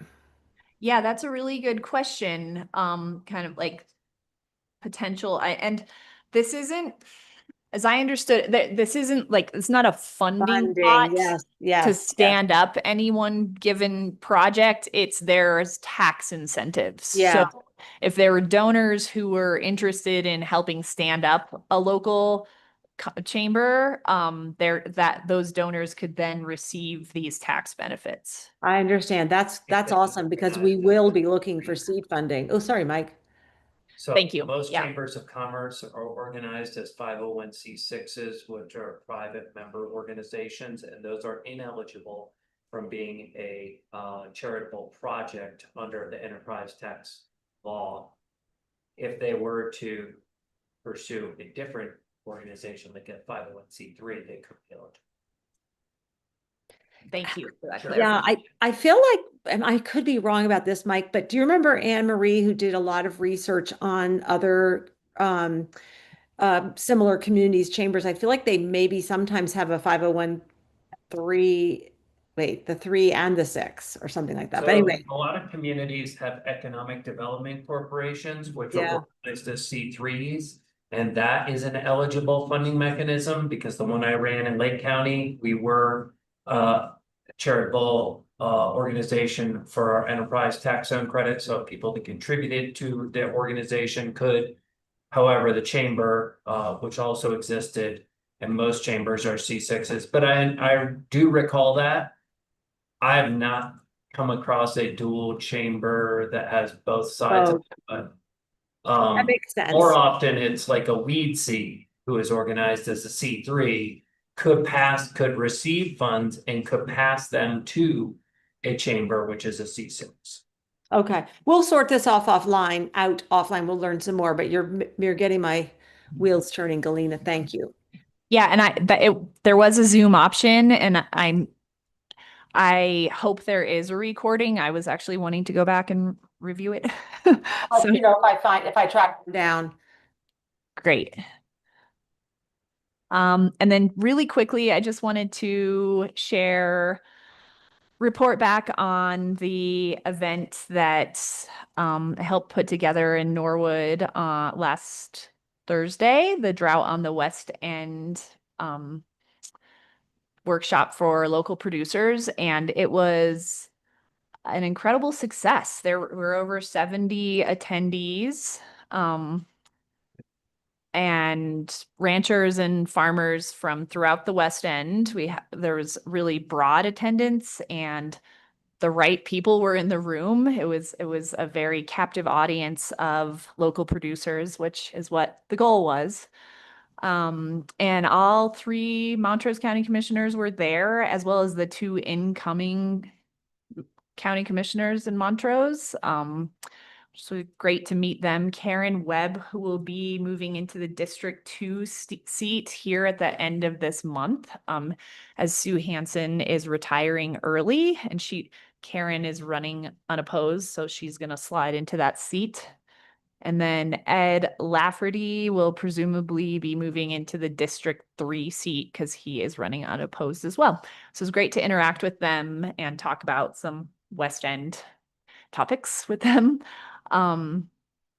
There's some good takeaways with the prairie dog situation and CSU Extension had the great idea to distribute maps and asked attendees to populate where they know prairie dog populations have gotten out of control. And we got really good engagement on that. And Jake Gordon from CSU Extension and I are going to work together to develop an up-to-date map with all this prairie dog information and then think through how to potentially move forward with that issue.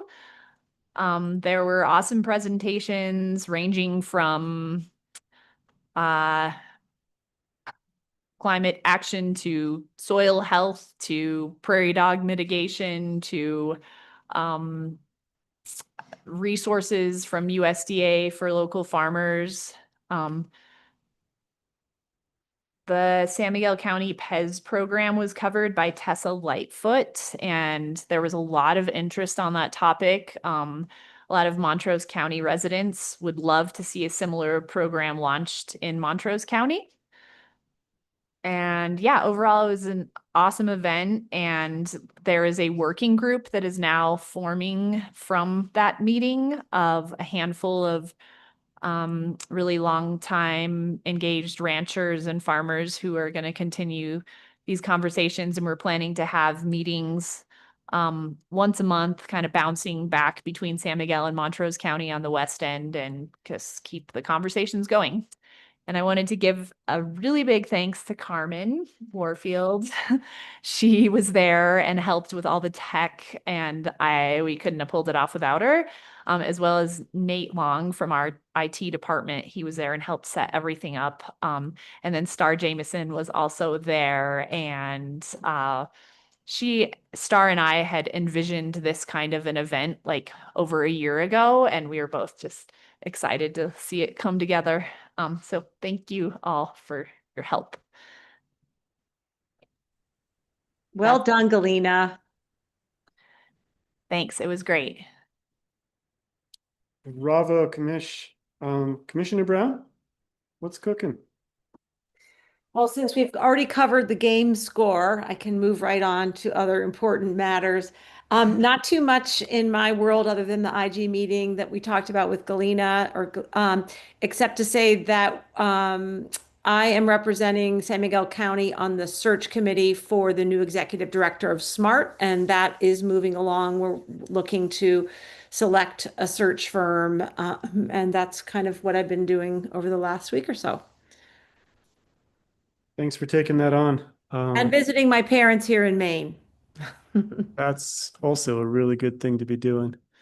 Focus on that for right now. Galena and I will mind the hen house. Thank you. Would like, I'll segue from your SMART director search responsibilities and report out on the SMART meeting, which was last Thursday. And we had discussions about restructuring the Gondola Advisory Committee, and the board voted to proceed as we've discussed. No surprises there. We are continuing our professional relationship with our attorney, Paul Tadune, but he is starting to think about retirement. So we've agreed to I guess it's the same structure, but we are going into a new law firm with him as a partner instead of as a principal. And eventually we may find another partner within that firm when Paul does decide to step down. The board was agreeable to that concept.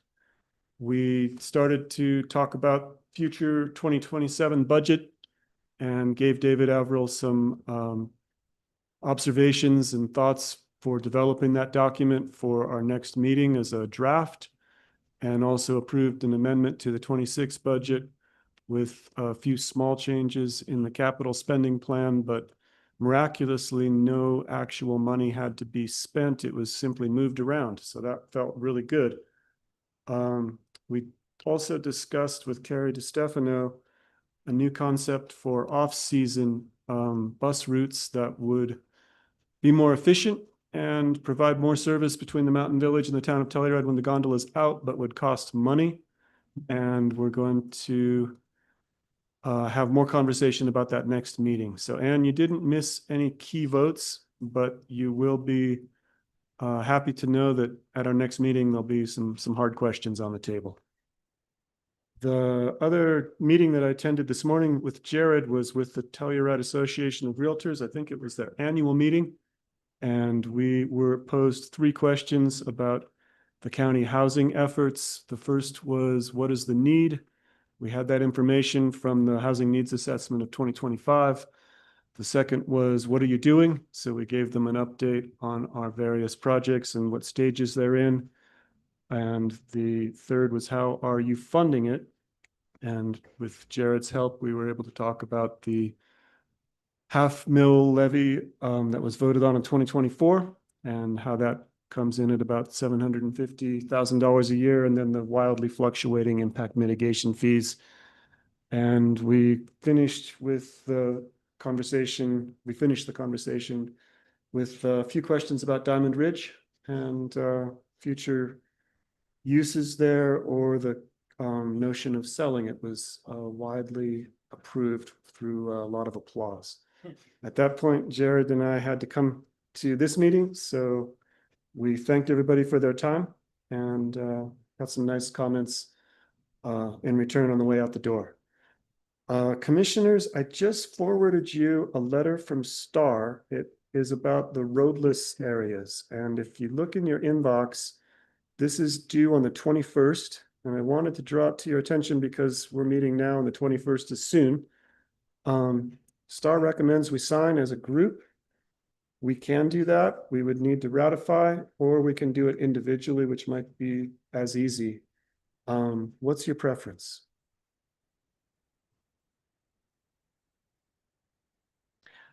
I mean, an easier path is individually signing, and I'm fine with that. Okay. I think that has similar impact.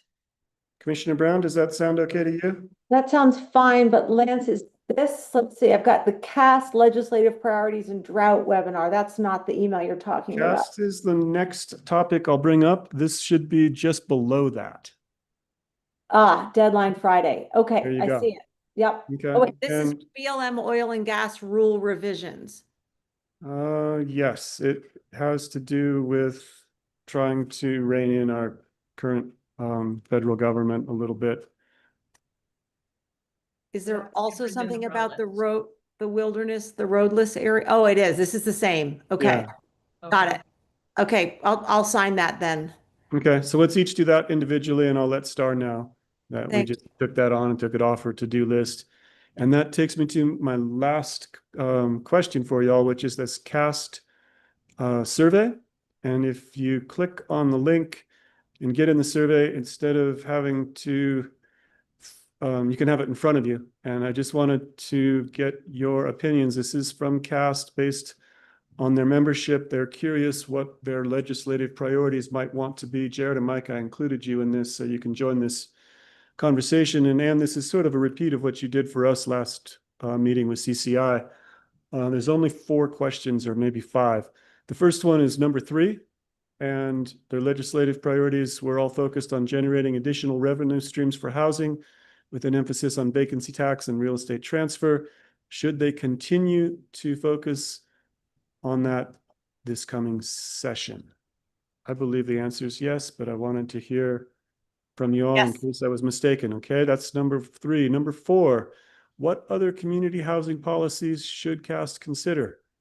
And that one is a multiple choice, make up an answer. Do we have anything we'd like to put in there? What other? What about suggesting that they collaborate with CCAT, with CCAT on this? Okay. In order to represent smaller rural and or mountain communities. Got it. Does that sound good to you, Mike and Jared and everybody else? Yes. Well done, Ann. Thank you. I'll put that in and send this back. Are there other specific issue areas or legislative positions CAST should consider for 2027?